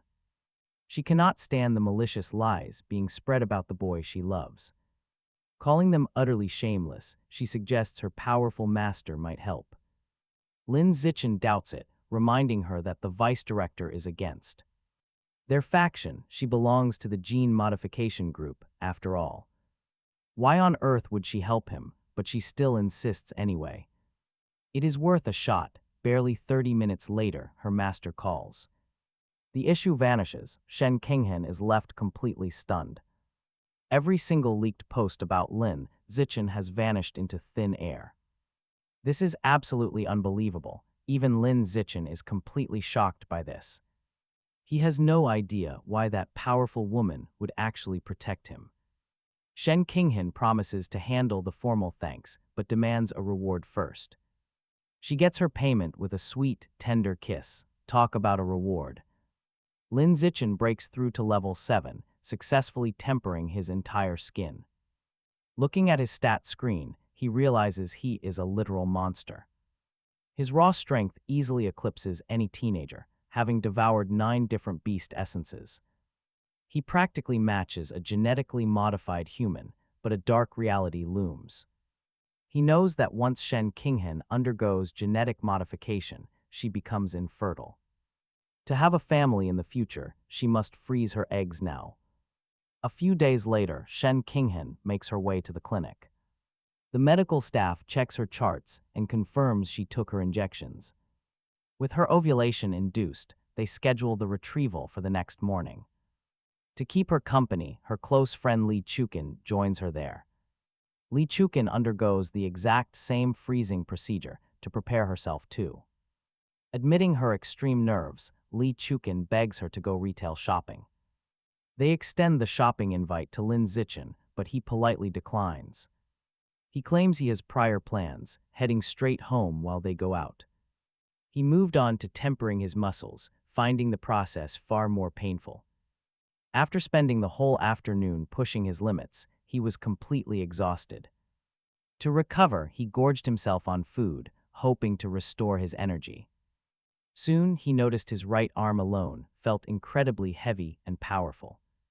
It was only a matter of time before he completed the whole process. Just then, Shen Qinghen arrived at his door with some unexpected news. She explained that Liu Jin wanted the whole group to hang out together. Liu Jin even insisted that Lin Zichen tag along on their final trip. Lin Zichen quickly agreed. If Shen Qinghen was going, he was in. But she seemed a bit hesitant about the destination being the beach. Shen Qinghen felt uneasy because of a creepy memory from her last visit. Back then, she kept hearing strange voices echoing from deep within the water. Lin Zichen smiled gently and reassured her that everything would be fine. He promised to stay right by her side if anything felt off. Deep underground, far away from their peaceful plans, a dark plot brewed. An evil ogre approached a glowing altar, reporting his progress to an ally. He had forced his beastly rats to dig 108 tunnels. Now the mysterious masked man had to place a special coordinate on the altar. The figure used his staff, spilling his own blood to activate the device. Next, they had to wait for Yuandi to secure the other end. Once both markers linked up, their tunnels would finally connect. Meanwhile, unaware of the threat, our group of friends hits the road. Hugh takes the wheel, excitedly driving everyone straight toward the coast. He brags about getting his license the second summer break started. The others instantly ask him for details on how to get theirs. Arriving at the beach, Hugh is absolutely thrilled by the sunny view. But an annoyed Li Juxin immediately tells him to pipe down. She grabs her best friend to head over to the changing rooms. Hugh nudges Lin Zichen, suggesting they go get changed as well. On their way, a few strangers recognize Lin Zichen and start whispering. They mock him, calling him a brainwashed fighter who joined the pavilion. Furious, Hugh snaps back, telling them to shut their mouths. However, Lin Zichen quickly steps in and tells his friend to ignore them. He insists there is no reason to waste their precious time making a scene. Hugh wonders how he stays so incredibly calm under pressure. Lin Zichen admits he only fights when the situation actually gets serious. Li Juxin teases him, guessing he only gets serious about Shen Qinghan. Suddenly, Hugh realizes his buddy is totally whipped for her. Once they change, Lin Zichen asks Shen Qinghan if she needs sunscreen. She happily accepts, and he gently applies it to her shoulders. Watching the smooth move, Hugh tries the same thing with Li Juxin.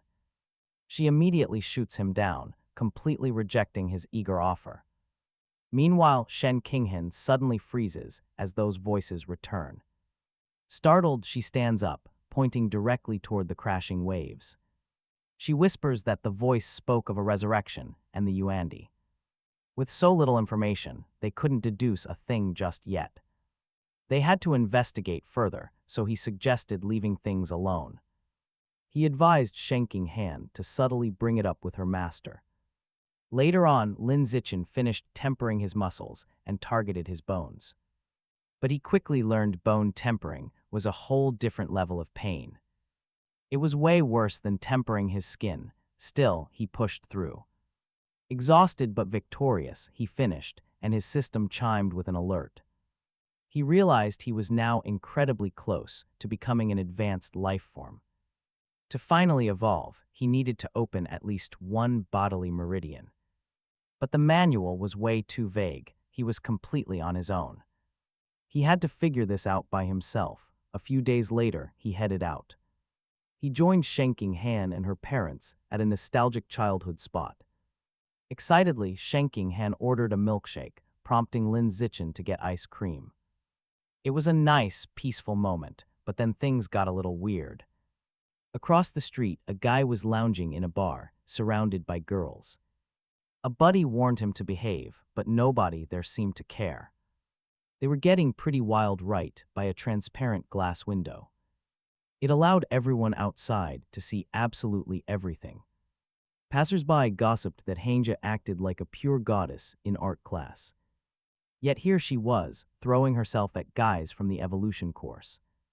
Lin Zichen caught the remarks and quietly thought about the situation. He knew the city university was split into two completely separate campuses. The outer campus was for normal liberal arts and fine arts. But the highly coveted inner campus was strictly for evolution and martial arts. It was shrouded in mystery and completely off-limits to the public.